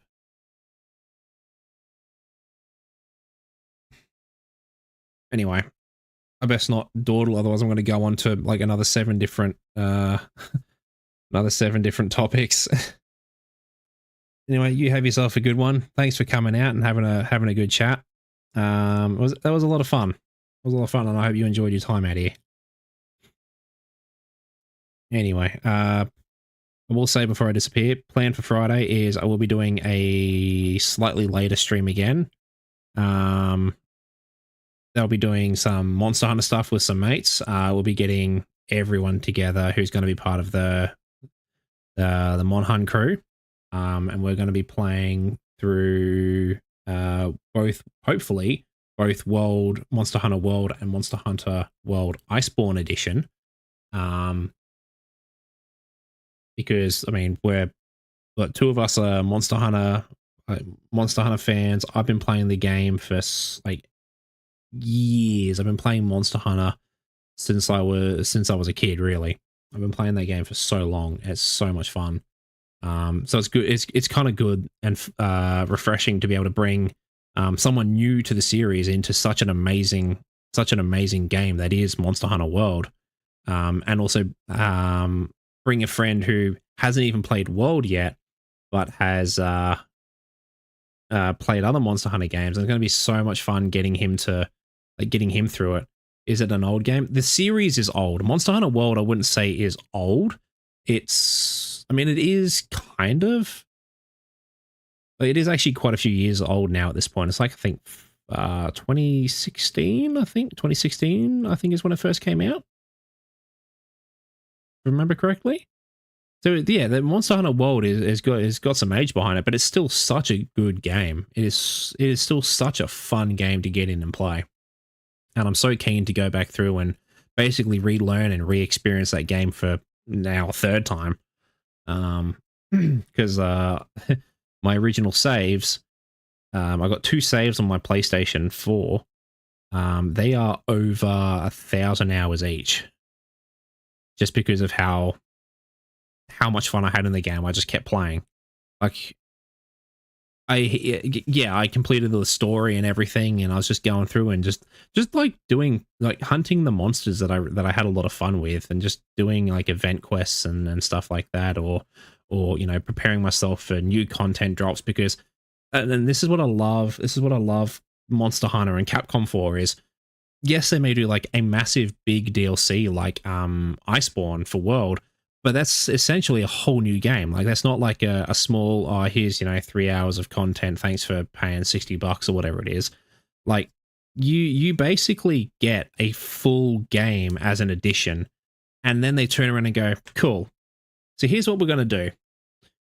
We're going to give you each couple weeks for the next, say, 4 or 5 months. We're just going to give you new monsters to hunt. And we'll throw in like maybe 6 or 7 event quests. Oh, no, we don't want your money. That's free, by the way. We're just going to put them into the game for you. Like, the game already has a lot, and they just keep adding more to it just because they can, and they don't charge you for it. It's really cool. I love Capcom and Monster and the Monster Hunter team for that. I don't know. I don't know what I'm saying anymore. I'm just like rambling at this point. But I it's really cool that they do just add like all of that sort of stuff for free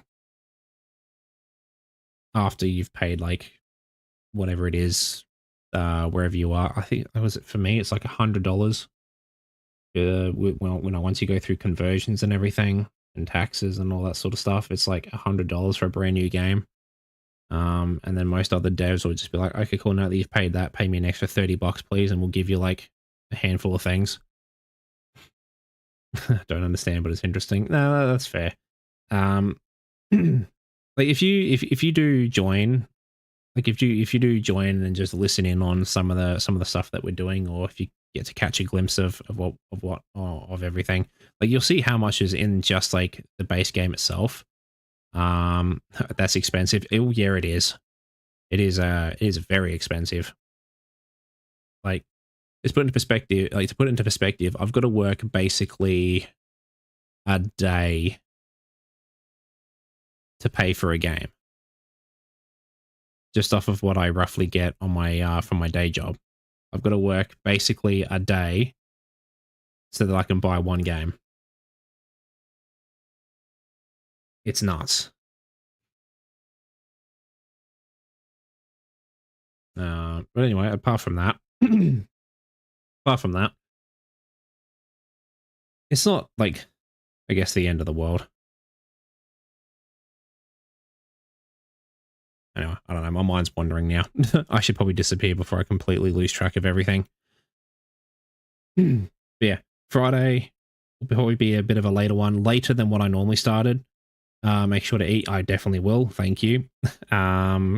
It'll definitely be like a bit of a later one again. I'll probably be looking at around, if we can get, I'll have to talk to everyone again, but it'll be like, it's going to be a very wide start time frame until I know exactly what's going on.